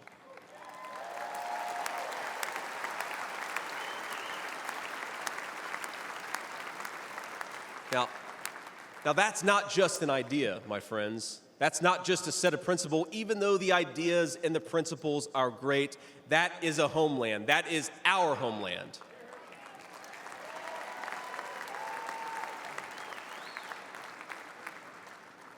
People will not fight for abstractions, but they will fight for their home. And if this movement of ours is going to succeed, and if this country is going to thrive, our leaders have to remember that America is a nation and its citizens deserve leaders who put its interests first.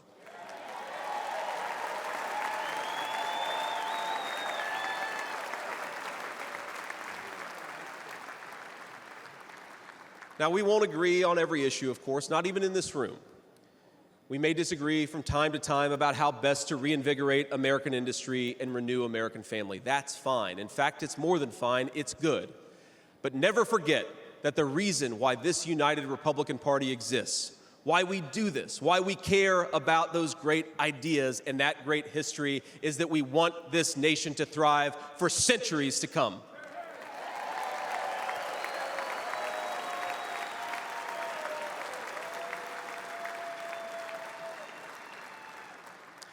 Now, eventually in that mountain cemetery, my children will lay me to rest. And when they do, I would like them to know that thanks to the work of this Republican Party, the United States of America is as strong and as proud and as great as ever.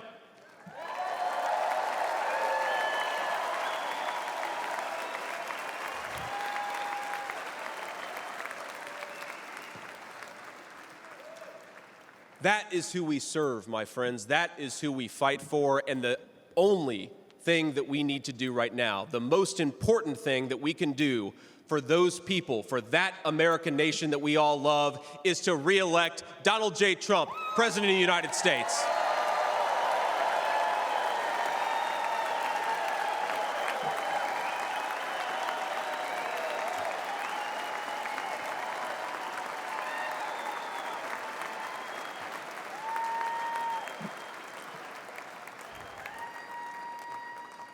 Mr. President, I will never take for granted the trust you have put in me. And what an honor it is to help achieve the extraordinary vision that you have for this country. Now, I pledge to every American, no matter your party, I will give you everything I have to serve you and to make this country a place where every dream you have for yourself, your family, and your country will be possible once again.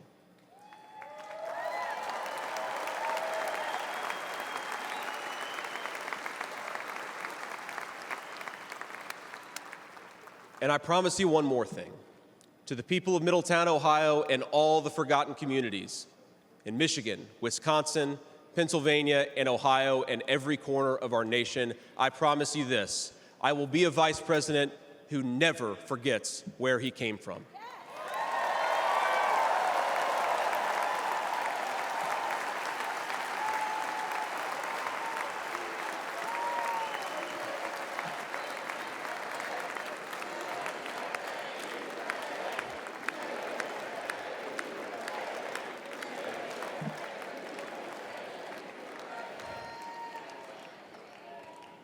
And every single day for the next 4 years, when I walk into that White House to help President Trump, I will be doing it for you, for your family, for your future, and for this great country. Thank you. God bless all of you, and God bless our great country.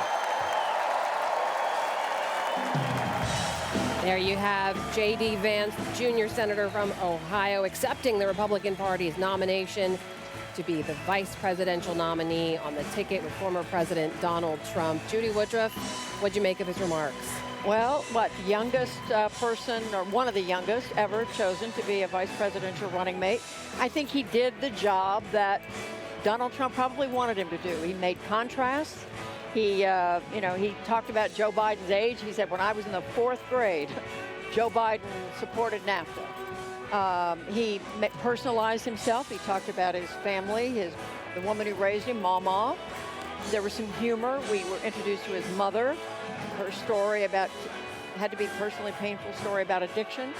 I think all in all, he showed us he's going to be a fighter.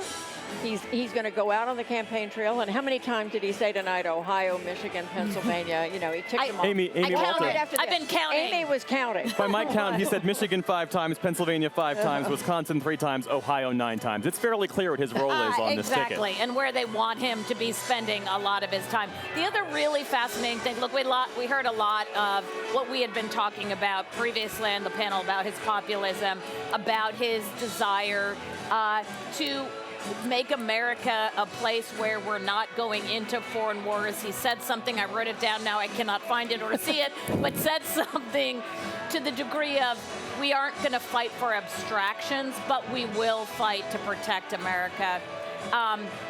What is really interesting about this, as we know, though, is many of the things he talked about, WTO, NAFTA, all of those things passed thanks to Republicans, but under a Democratic president. Jonathan David, final thoughts? David? The guy literally has a cinematic life. I thought he could have done a lot more to connect with people, emotionally introduce himself, tell the story. It was interesting. I thought it was a little flat, but then the audience kind of picked him up, and it turned into sort of a joyful conversation, which is not what you expect from a righteous, indignant populist. I noticed that the song "Don't Stop Thinking About Tomorrow" was the Clinton song. Yeah, that's right. But Before NAFTA, he passed right. NAFTA. And, To quote a great thinker by the name of David Brooks, I would brand J.D. Vance's speech as perfectly adequate. Jonathan Capehart, David Brooks, Judy Woodruff, Amy Walter, our deep thanks to each of you. And that concludes our broadcast coverage of the first night of the Republican National Convention. If you're watching on YouTube, don't go anywhere. Our coverage continues with our friend and colleague, Lisa Desjardins, who will unpack the day's events. And with that, I'm Jeff Bennett. And I'm Amna Nawaz. For all of us here at PBS News, thank you for joining us and good night.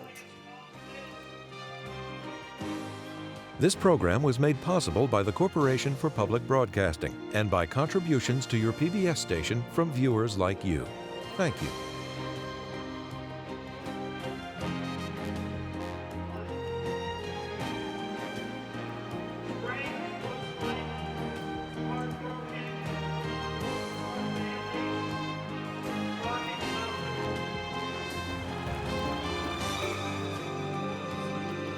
Has demonstrated he's ready.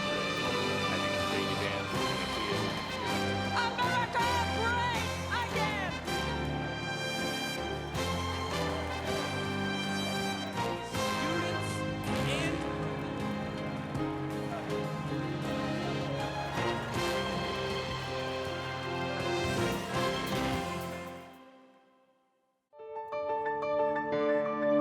You're watching PBS.